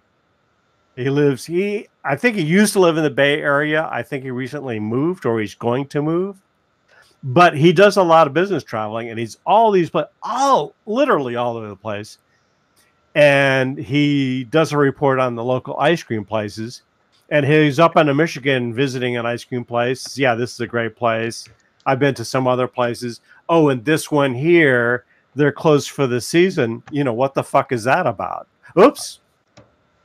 You could We say let that. the word slip. Sorry. When were we trying to not say the word? Oh, well, because, you know, we're trying not to be sweary. Fuck that. Oh, okay. okay, we're okay. There you go. No, but what was I saying? I was thinking of something. We're just a bit sweary, right? We're a bit Just sweary. We're a bit Yeah. sweary, but it's okay. Just a bit. It's okay. Right. We'd never make it in commercial radio, but that's Right. that's okay. That's why we have real jobs. But I find it interesting. Some of the late night comedians that are on today push the boundaries a little bit. I mean, if you went back to the days of Well- Laugh-In, the censors would have been all over it. Well, And there would have been that's- a lot more beeps. that's nothing new. I mean, the people that one of the ways people get remembered or people get attention is pushing the boundaries. It's just that if you keep Sure. pushing over time, Sure. you get to Sure. the point that we're at today. Although, don't you dare show a nipple on TV, or everyone will be Right. I mean, there are still limits. I mean, yeah. the F-bomb doesn't work. Things They'll have bleep that. changed. But shit slips through, and you know, the various body parts slip through, but the F-bomb doesn't work. No, And no, I think the N-word You. doesn't go either, no, which I'm fine with. no. I don't think anybody should use that word. No. Nope. Nope. Mm-mm. Nope. Mm-mm. Yeah. Nope. Nope. Nope. Nope. Nope. Nope. Nope. Nope. Come on. Like I said, you'd be very surprised. No. No. Not even venison's allowed to. Nope. Nope. Sorry, Venison. Nope. Nope. He should be saying What? nope with us. Nope, you dope. Nope. Nope. However, the word honky, perfectly acceptable on this show. Or cracker. Cracker. Yeah, cracker's perfectly I don't even acceptable. understand that word. Well, you wait like a saltine cracker, I think is what they're going Okay. for. That's my No, no, no. interpretation. Yeah. Okay. I'll buy that. Or a whip cracker, maybe. I don't Okay, Venison, we kind of missed what you said. Uh-huh. Sorry. You wanted to, were you saying something, Venison? Uh-oh, All right. dead air. Well, dead air. he is amused at himself right now. So, Okay. or with us, maybe. I don't know. Anyways, Probably. we can now go to the tech segment of the show. 'Cause- Tech. Well, do we have any other topics? Okay. Did we do enough rewind on that UPS story? I think we covered the whole label. I think we thing, covered it. Yeah, you're right. and Okay, like all they right. changed the label. We showed the pictures. We did the whole music.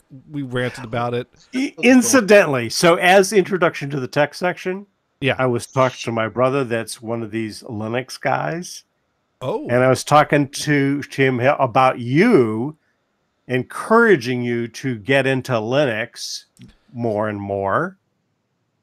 And Yeah. actually, he agrees with you that the GUI should be better, and in a lot of cases, it is a lot better. Okay, because he started it into Linux way long time ago, back to the day of Slackware. Okay. all Okay, right. way back. Okay, and I told him the phrase that you use is the Linux, the elitist pricks. pricks. And he just laughed his ass off. Because I'm right. I'm right. Yeah, right. Right. Well, I'm glad I can make someone's day there with my That's right. observations. But on, but he also agrees with me that you really do need to get into it and understand everything about it. I mean, become Oh. that Linux expert and you'll make more money. I am. Bottom line, make more money. You know what? I can make more money by getting more into clouds and AWS and Oh, well, Azure. network administration, absolutely. Yeah, But of course, that gets into Linux. yeah. Well, By the way, anyways. have you ever used the net command in Windows on a command line? Probably. Can't think of any instance off the top of my head. When you look at the options for the net command, you realize, holy shit, this is from 3Com days. Very early networking. Anyways, welcome to my tech world. Your tech world. Let me show you the shit I'm good at. And I do this in Windows, and I don't even know how to make software that would do this in Linux. Okay, so we're going to share the screen. And over here, we have up a SoundForge session with a 4-channel WAV file. Now, back in the 70s, there was this trio by the name of Emerson, Lake, and Palmer. A group of 3 people, Keith Emerson, Greg we have Lake, 4 lines there. and Carl Palmer. Now, they say that when you're mixing in the studio, there's 3 types of aches that you never want to have in the studio with you. That would be a earache, a headache, and a Greg Lake. And apparently, oh my god! And apparently, that's why the latest 5.1 Sprout mix of Brain Salad Surgery had a very bass-heavy ending to it that was very jarringly bad, because one of those aches got into the studio and insisted that the bass be pushed that loud. But we're going back to the 70s when they, during the Brain Salad Surgery tour, they were doing the "Welcome Back, My Friends, to the Show That Never Ends, Lady and Gentlemen" tour, and that was a quadraphonic tour. They actually set up a quadraphonic speaker system in the venues that they would tour in, and Emerson would pan his synthesizer sounds all around the room, and they swirl around the audience, and everyone was stoned, and everyone was happy, and whoa, man, the synthesizer's moving around the room. And it came out as a triple album, and if you had a quad setup, you could buy the 3 quadraphonic 8-track set. The second half of tape 2 has a little problem. So the second half of tape 2 starts with a bunch of piano improv, which, you know. I think that's intro. This is intro stuff. Well, Yeah. well, they did. Well, they did take a pebble and then went into guitar solo, Greg Lake singing "Still You Turn Me On" and "Lucky Man," and then they did some piano improv and then recapped the end of "Take a Pebble" and then played Jeremy Bender.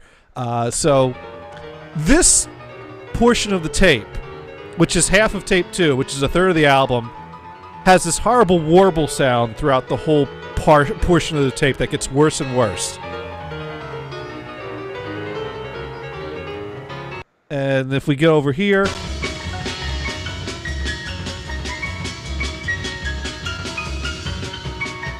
kind of hear how it's warbling up and down. And by the time we get here, it's even worse.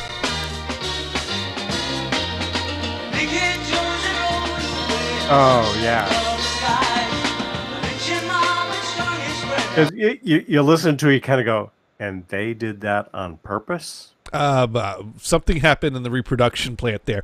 Now there's this piece of software called Capstan that's specifically designed to deal with these types of things, and so finally, all these years later, someone can fix this glaring error. And as you can see, there's this diagonal line here. Now it's not perfect. And I got to do some experimenting around. I did this once before, but now I have a better tape setup, so now I have to do this again. And I thought this would be a cool chance to kind of show you how you could take that horrible sound that we had over here.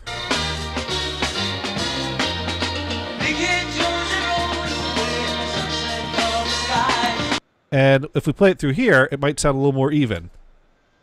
Did it just crash? Oh.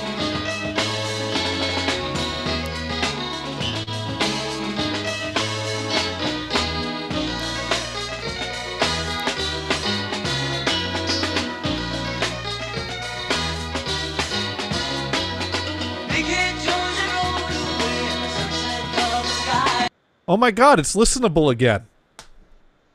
Is that pretty fucking amazing or what? It totally is. But you say, wait a second, that's not Emerson, Lake and Palmer anymore. No. This is how it sounded live, although the pitch is off, but I can fix that later too. Sure. So this is awesome that we now have software that can finally correct this problem that's been plaguing all these 8-track tapes and we can finally get a decent. Now here's the sad thing. Sad thing is I know for a fact that the Quadmasters are in existence and that they have been considered for a official reissue. And somehow that did not materialize. So that pisses me off because I'd much rather listen to a clean transfer off the Masters than making my own fixed transfer off of 8-track tapes. But it's like Drew Carey got LASIK, so he doesn't wear glasses anymore. No, the glasses are part of him. Okay.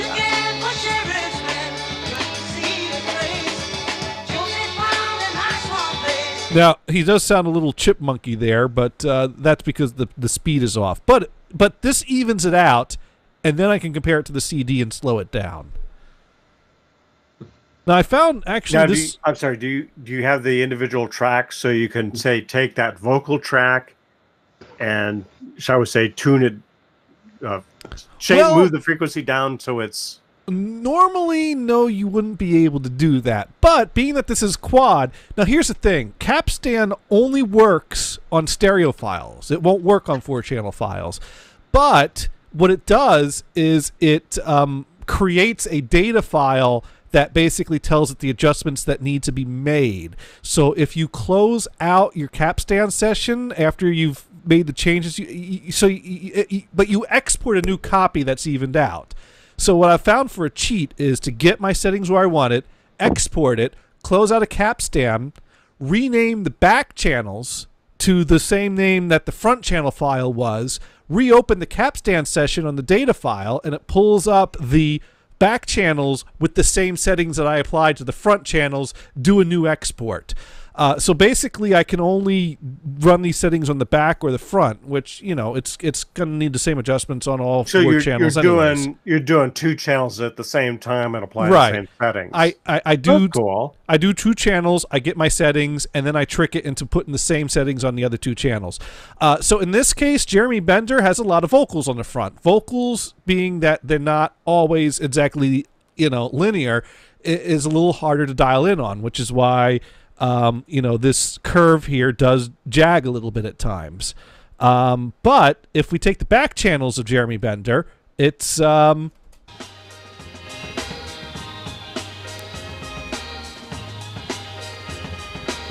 drum heavy and reverb heavy, but it doesn't have the vocals. So if we use these 2 channels for Capstan, it can really zero in on the music without the vocals throwing it off. Now, there's some reverb with the vocals. Some? Did it toss him down a well? Well, I mean, that's the back channels by itself. When you play it all together... Right. Sure.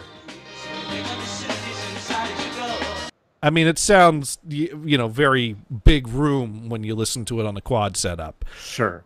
So I think I found that the back channels worked better than the front channels for getting my settings, although that reverb could throw it off too. But I seem to recall I did do this, actually. And let's see if I can find my previous completion of this. Oh, here we go, the Foztex. So I believe it would be like these tracks. And then you could hear how I made it sound when I dialed it when I went. So I've been putting off redoing this, but I really want to redo it. Plus, when I did it last time, I only had 2 of the 3 tapes. And now I actually have a 3rd tape and a better setup. So if I do the 3rd tape and the 3rd tape sounds better than what I already did with the first 2, it's mismatched. So it's like, well, I got to do the whole set again now. So, but yeah, that is... I thought that's something that I think is really cool. And since we had some time here after talking about Taco Bell and what Ellen was doing in the bathroom, I I figure I'd share some tech talk with you. Well, Cool. you guys- Is Venison still awake? of course I'm awake. Oh, okay. Just checking. You know, we don't want to put anybody to sleep, and I just wanted. Dude, See, I didn't want to add something back, but my YouTube settings were fucked up. But just real quick, getting back to the vegetable food thing, which I wasn't able to get a word in edgewise. Did you realize that there's a warning out now because of the EPA and what is it, the FDA, I think, something, or because of the shutdown and because of who's manning them, they're putting out a possible warning for all the rest of the foods. Talking about dairy, all vegetable products, sauces, and stuff like that. Basically, the only thing that wasn't on the list was meat. Take that, vegans. ah, there you go. Oh. Eat more meat.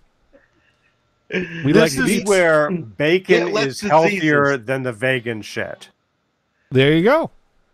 Eat more bacon. Or spam. So here's what I came up with the last time I did this.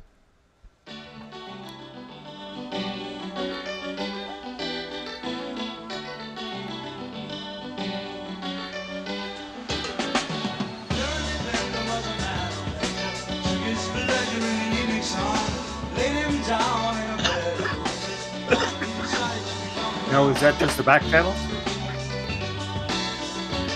Well, that's basically my finished product from the last time I did Front this and with that back software. That's front and back. Yeah, the vocals were a little bit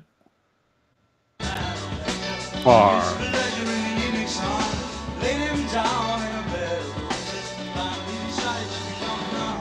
It's very hard to. I mean, it's still a software. It's still a software in its infancy, but I mean that's still. Keep in mind, we started with this.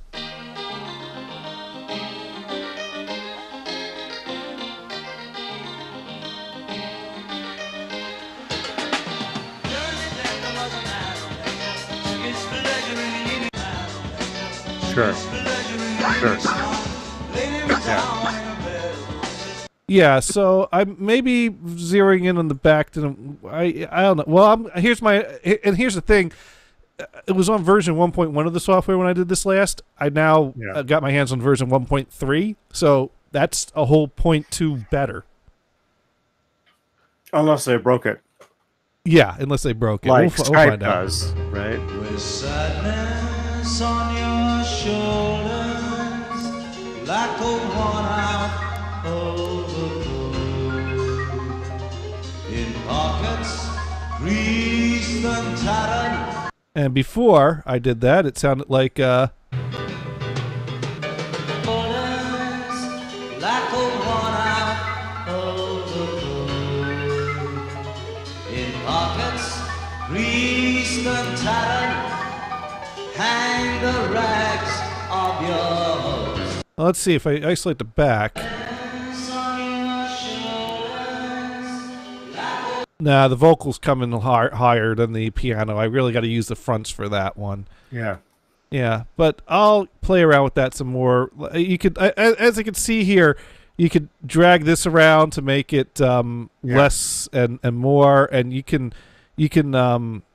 zero in on some sections, and well, that just moves it up a step. But you can pencil it in some. The zooming is a little difficult to navigate because you can't use your scroll wheel to zoom in. You have to drag the bottom bar here.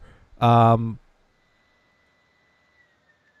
over here you start like penciling in. I found that there were some settings that let you make it a more even. Like when the voice is really throwing it off, you can kind of draw out some of those things. So let's see.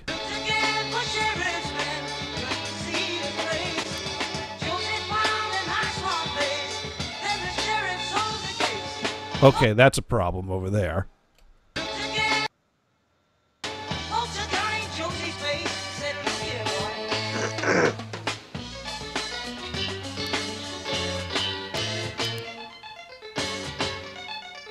Yeah. You know what? There's another setting I can't find on here that the old version has. So I might have to do some more experimenting with the old and new version. And, but yeah, but that's what I'm going to play around with some probably this weekend and try to dial this into a better setting than I did last time. And since the music industry won't reissue this, I'll do it myself. Right. Make it better. Make it better. Well, I can't do better than the master tape, but the master tape's not something I have access to. So, Right. Sure. Right. Gotcha. Right. yeah, well, and if I can't make it better than the last conversion I did, I might just grab the files from the last one I did and fill that in for that portion of the tape.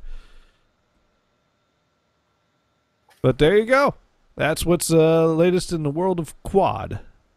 Well, in my world of quad, anyways. Yeah. No, I think it's really cool.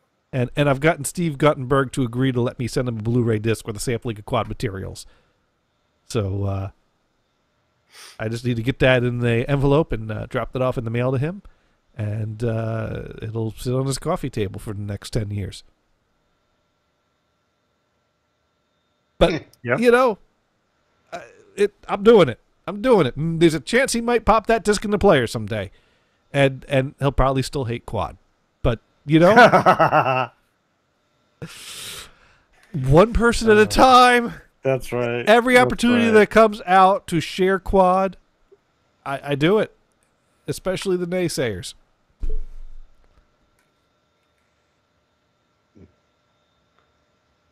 Yeah. Oh, come on. Venison, you like quad. Not as much. Well, you know they just put out a another one of the Tomita quad albums on SACD. Well, I ain't got SACD. Yeah, but if you did. I don't. Well, when they come out with the SACD disc, do they also come up with a like a surround DVD or Blu-ray? Not this company. This company that put this out is a reissue label called Dutton Vocalion. Vocalion is an old label that dates back to the acoustic days of 78s. But this is a modern era of that label. Mike Dutton owns it, and he's based out of England. And somehow he started getting into quadraphonic reissues. And we took notice, and we got in touch with him. And one of my friends that goes by the username Steely Dave has been contacting him quite a bit, and even wrote some liner notes on some quad reissues. And usually they're a easy listenings type of reissue label. So they put out like the quad mixes of Hugo Montenegro and Henry Mancini, and that fit and Percy Faith, and that fit right in with their normal catalog of stuff.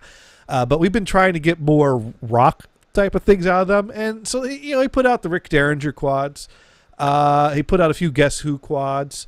We've been getting some good stuff. He's been putting out some good soul albums too. So it's been really cool. But they've been SACD only that they deal with. It's really kind of a mixed bag what you'll get these days. I mean, the White Album Ultra Deluxe reset came with Blu-rays in it, and that's what they put surround on. So that's kind of the more modern surround. They recently did a 5.1 remix of Rush Farewell to Kings that came out on a Blu-ray disc. The John Lennon Imagine box set has surround and quad mixes included on Blu-ray. But this Dutton Vocalion's reissuing stuff on SACD. By the way, Johnny, just in the last, bit of talking you were doing, I get a bunch of little buffer pauses On the both video? in video and audio. Huh. Isn't that weird? Hey, YouTube, get your shit together. That is weird. And Johnny, I got a question for you. What player do you play SACDs on? I actually have two SACD players. My primary one right now is an Oppo Blu-ray player, and Oppo makes these universal players that play just about any disc you can throw at it. They play Blu-rays, SACD, DVD audio, standard DVD. So it's a pretty universal player. So this is something they're still making and selling. Actually, Oppo recently announced that they're stopping production. I mean, there's still a lot of Oppo players out there. I'm not. I think there's still some new stock out there. They're not exactly cheap, but they are very good bang for the buck. They're not expensive as far as like because audiophile equipment can get nuts. And So what kind of price are you talking about? well, let's see. Mine's an older player. Well, let me take a look what's going on Amazon with Oppo Blu-ray players. And they're How is that spelled? OPPO? OPPO. OPPO. Okay. All right, so like you can get like Is that what you get when you look at the PP tape? that's just Oh, completely that's a wrong. different topic. Now I'm seeing players for $2,000, but I don't think I paid that much for it. There's an Oppo BDP 103 player for $650. You know what? I don't know what I paid for mine. I didn't think I paid $500 for it, but maybe. Shit. You know I'm what? just asking for a format, and you're giving me a history of Oppo. Well, you see, Well, yeah. Basically, so you're saying that a Blu-ray player could most likely have provisions for playing that. probably not actually, because Blu-ray is a current format. SACD is kind of considered a dead format, so it's not a given that any consumer. I mean, it's not really dead though. A lot of audiophile labels are still releasing SACDs fairly regularly, but it is very niche. So You're saying that you had to buy an actual, for that purpose, SACD player. you have to buy something that can play it back. Now, right now, my model is an Oppo BDP 93. You can buy one in used, very good condition for $450. Not likely. I paid $500 for mine, and it was worth it. It was absolutely worth it because it plays everything you can throw at it. And you can find used SACD players for reasonable prices. The thing to keep in mind is SACD came out before HDMI.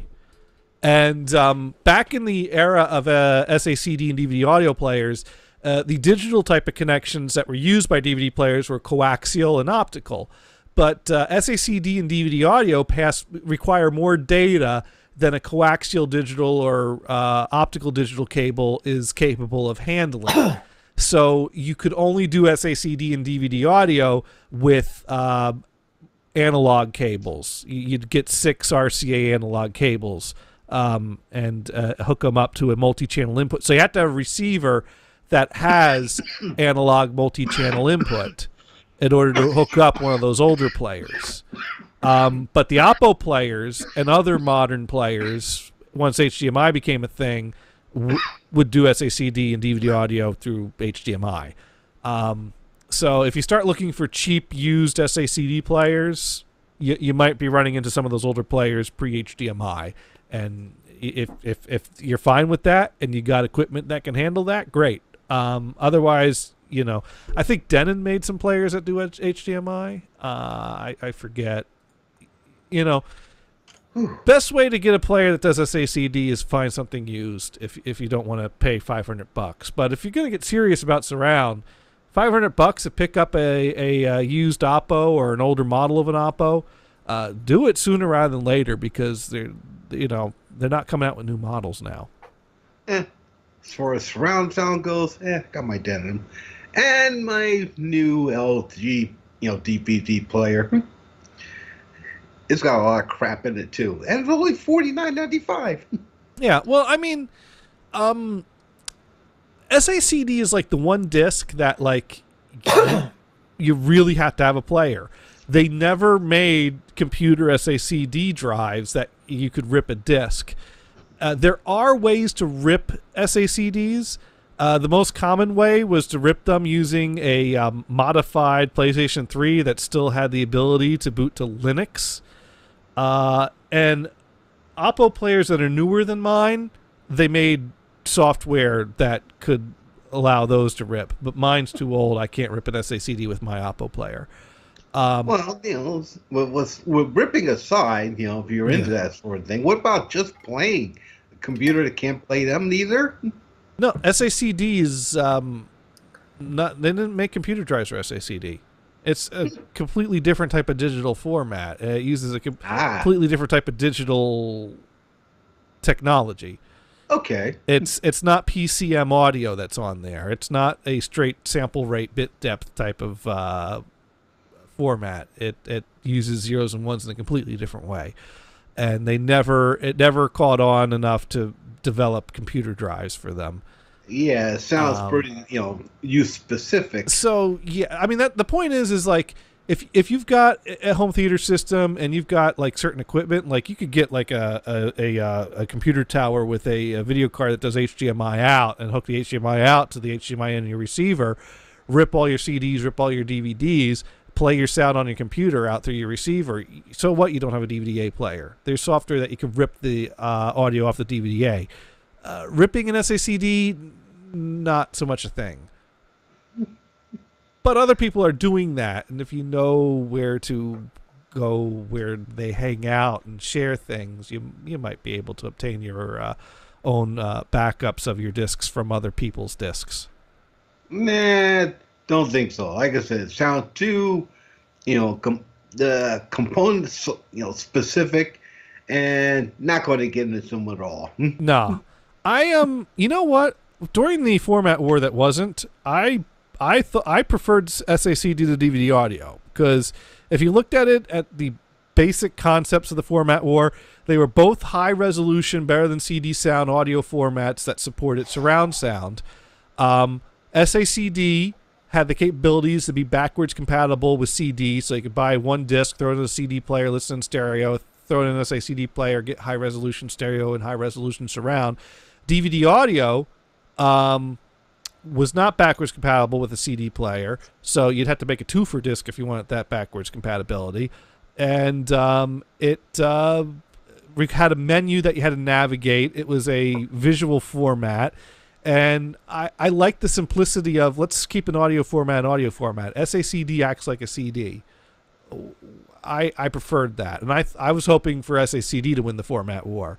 In time, I've evolved. My position has evolved on that. Mainly because SACD is so convoluted. But SACD is Sony, isn't it? Yeah. That's why they lost. Well, no, they lost because both formats lost. Well, okay, I'll give you that. They lost because they were competing new optical high-res formats when people said, give me some easy files to download on my earbuds. Right. Although it wasn't that simple. It could have caught on as a niche format. I mean, SACD has, in a sense, caught on as a niche format, but it could have been bigger. Either of them could have been bigger. The labels never got behind it. They never pushed it. They never promoted it.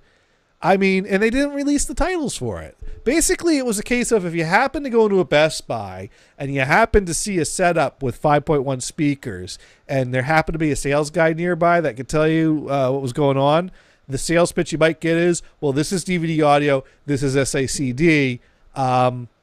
There's about 10 discs available for this one. There's about 10 discs available for that one. If you buy the one that happens to catch on, maybe you'll be able to buy more discs for it. That's not how to succeed at launching a format. And so, of course, because of this very shitty launch with barely any titles, barely any promotion, and competing formats that basically said, hey, maybe we'll support this in the future, no one bought it. And the music industry looked at the sales figures and said, no one bought it, no one wants this, so it failed. It's the people's fault. The interest wasn't there. And I'm like, the interest wasn't there for things you didn't tell anyone about and they didn't know about and you didn't release any titles for? Really? Oh, I've gotten into serious heated arguments with industry insiders over this because they're like, the bottom line is the sales weren't there.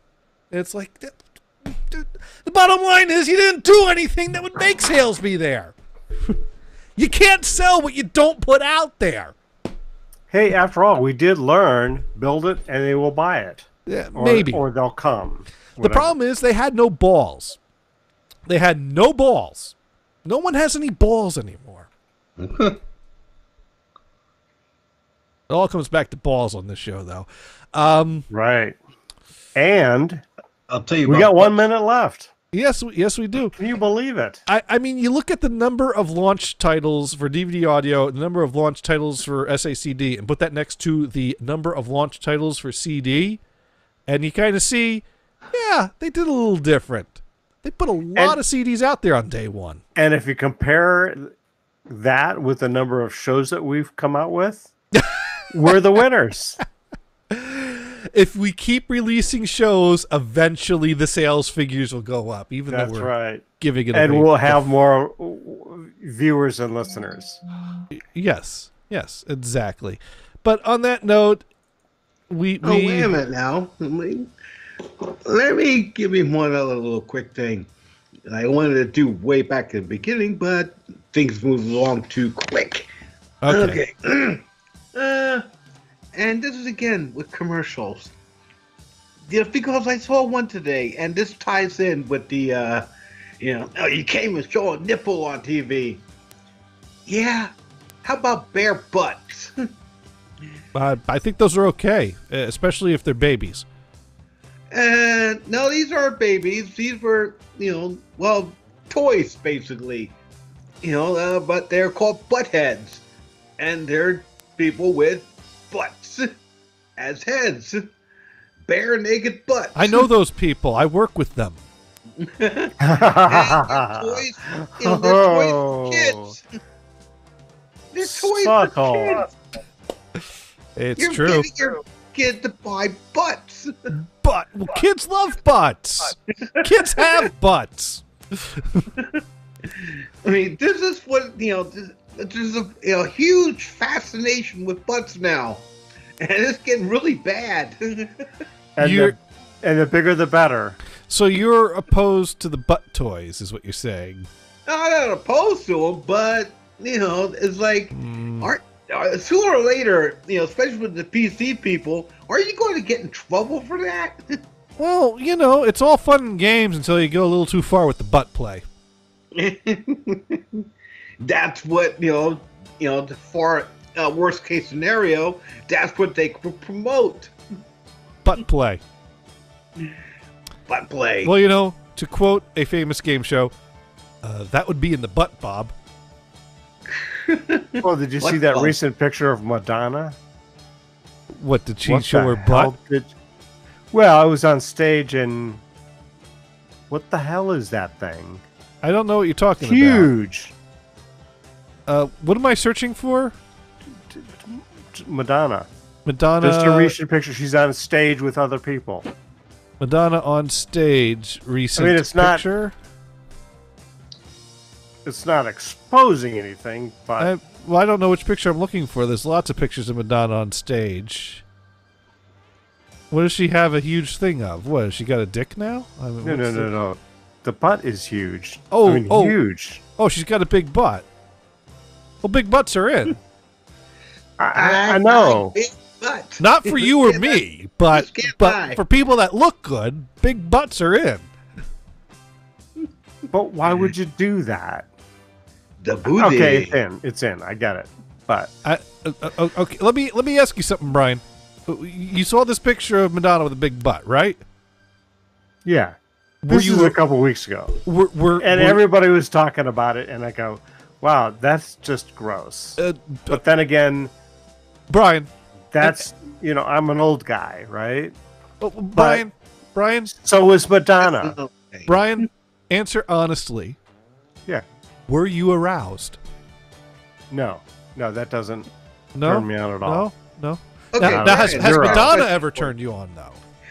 And I've got a question for you, Brian. I guess Only not. because for the first time, I saw you on YouTube. And I was like, oh, that's what he looks like. The question is, how old are you? I'm older than you. I'm an old fart. No, wait, I'm on okay. I'm on Medicare now. A lot of people could be on Medicare. It's Medicaid, the thing. But, Well, Medicare by age. well, let's see. I think you did say you were like, what, 64? 5. 65. When you turn 65, you're on Medicare. In fact, if you don't sign up, then Oh, yeah. you pay essentially a fine. Oh, so you've owned a copy of Sergeant Pepper for over a year now. Oh yeah, that means. Oh that, yeah, absolutely. Yeah.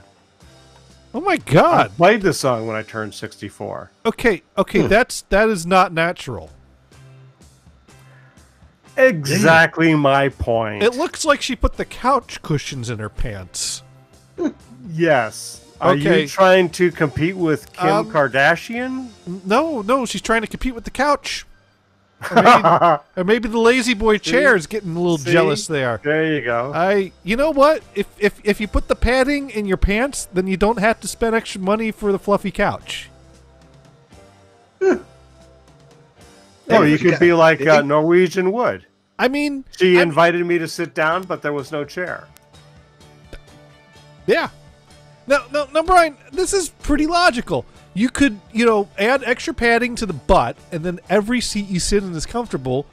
Or you could buy a bunch of seats. I mean, you buy a couch, you buy a love seat, you buy a futon, you buy a chair. That's a lot of padding you have to buy.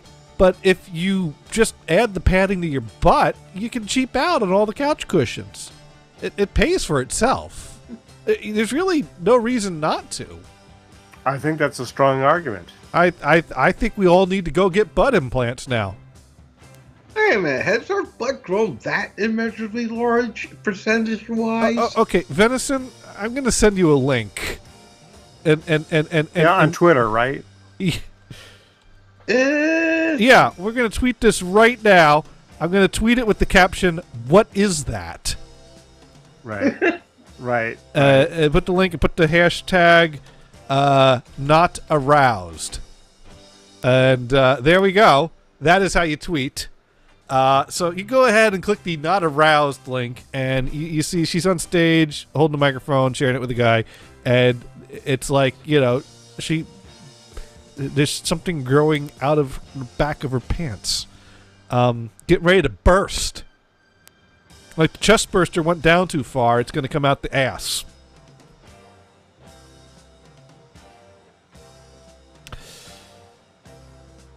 But I'm sure it's real comfortable when she sits. They say, the extra cushion, bigger the cushion, the better the pushing. I'm thinking you'd bounce back and end up on the other side of the room if you tried that, though. It's...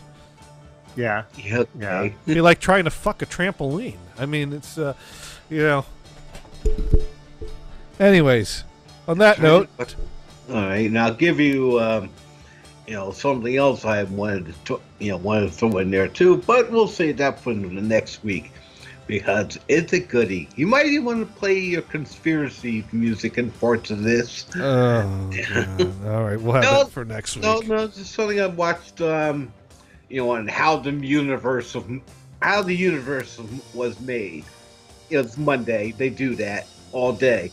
So, but they did a thing on dark matter and dark energy, and they went on and on and on. And then one guy came up with the fact that there's 5 times more of that than there is in some sea.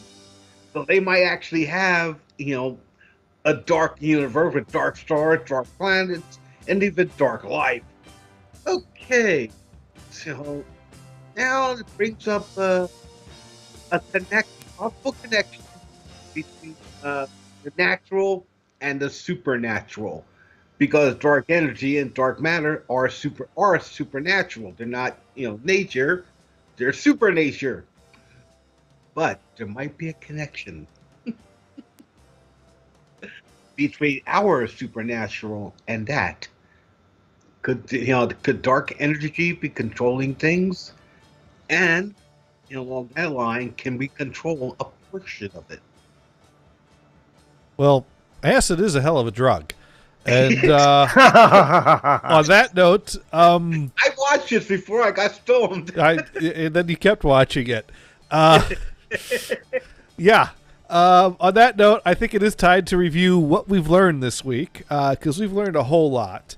Let's start with Venison. What have you learned? Well, I've learned that, one, you come from a weird family, and 2, We know how to make you violently ill. Okay. Bring us some cream spinach over. Oh, good one. Yeah. Yeah. No, that stuff would make anyone violently ill. Brian, what have you learned? So the Wendy's Frosty does not come with a straw.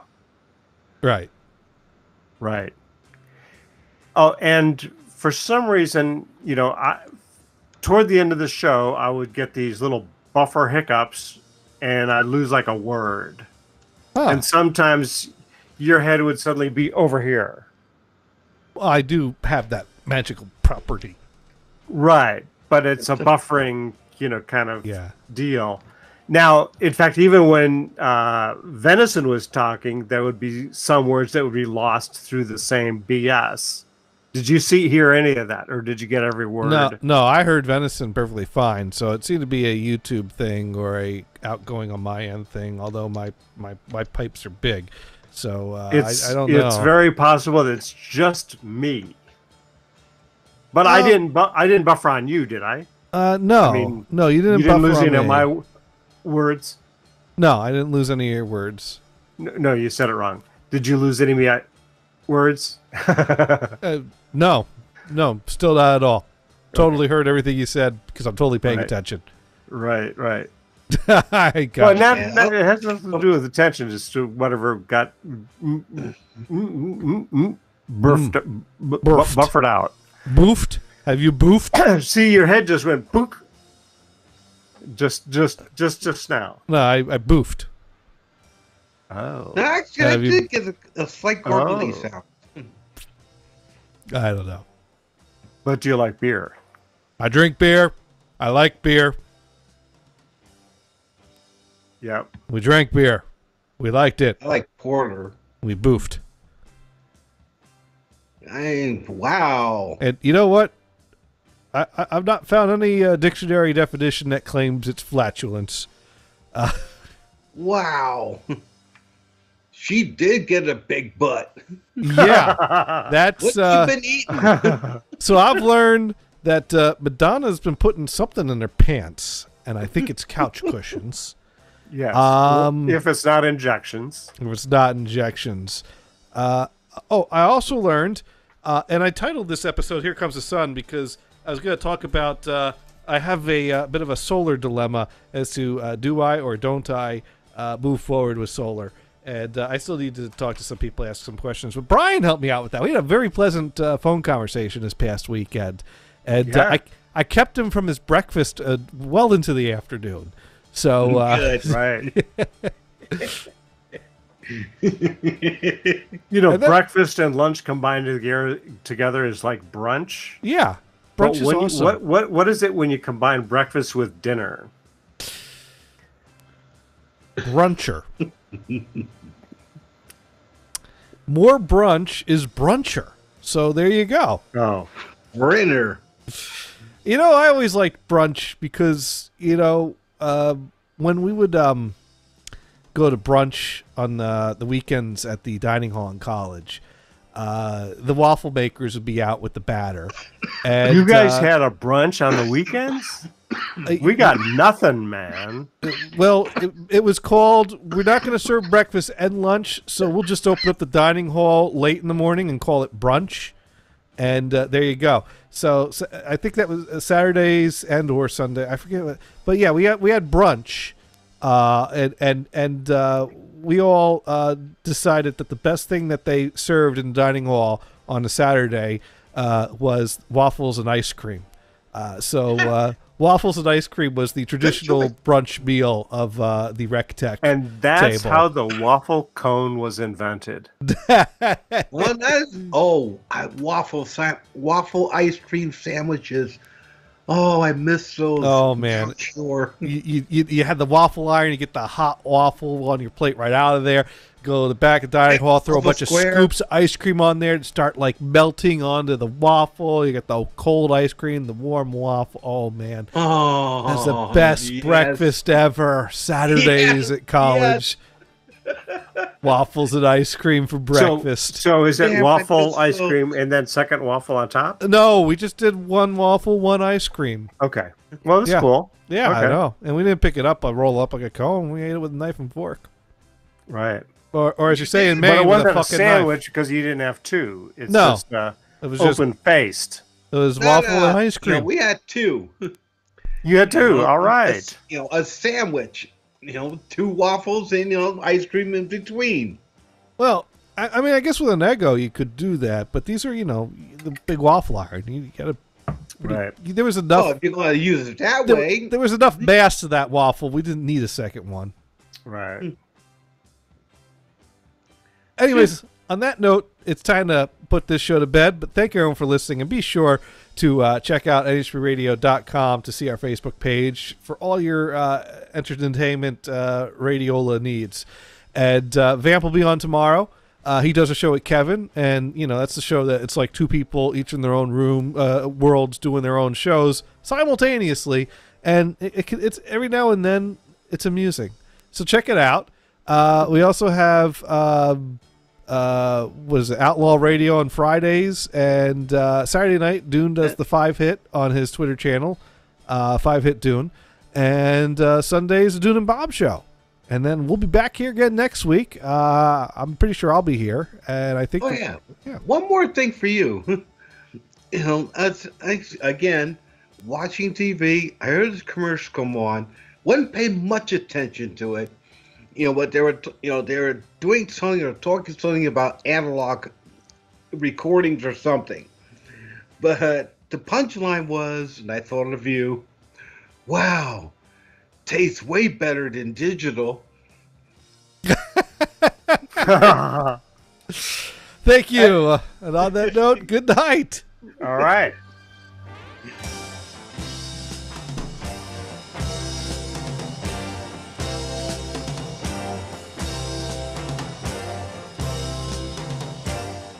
That 12-hour fight was awesome.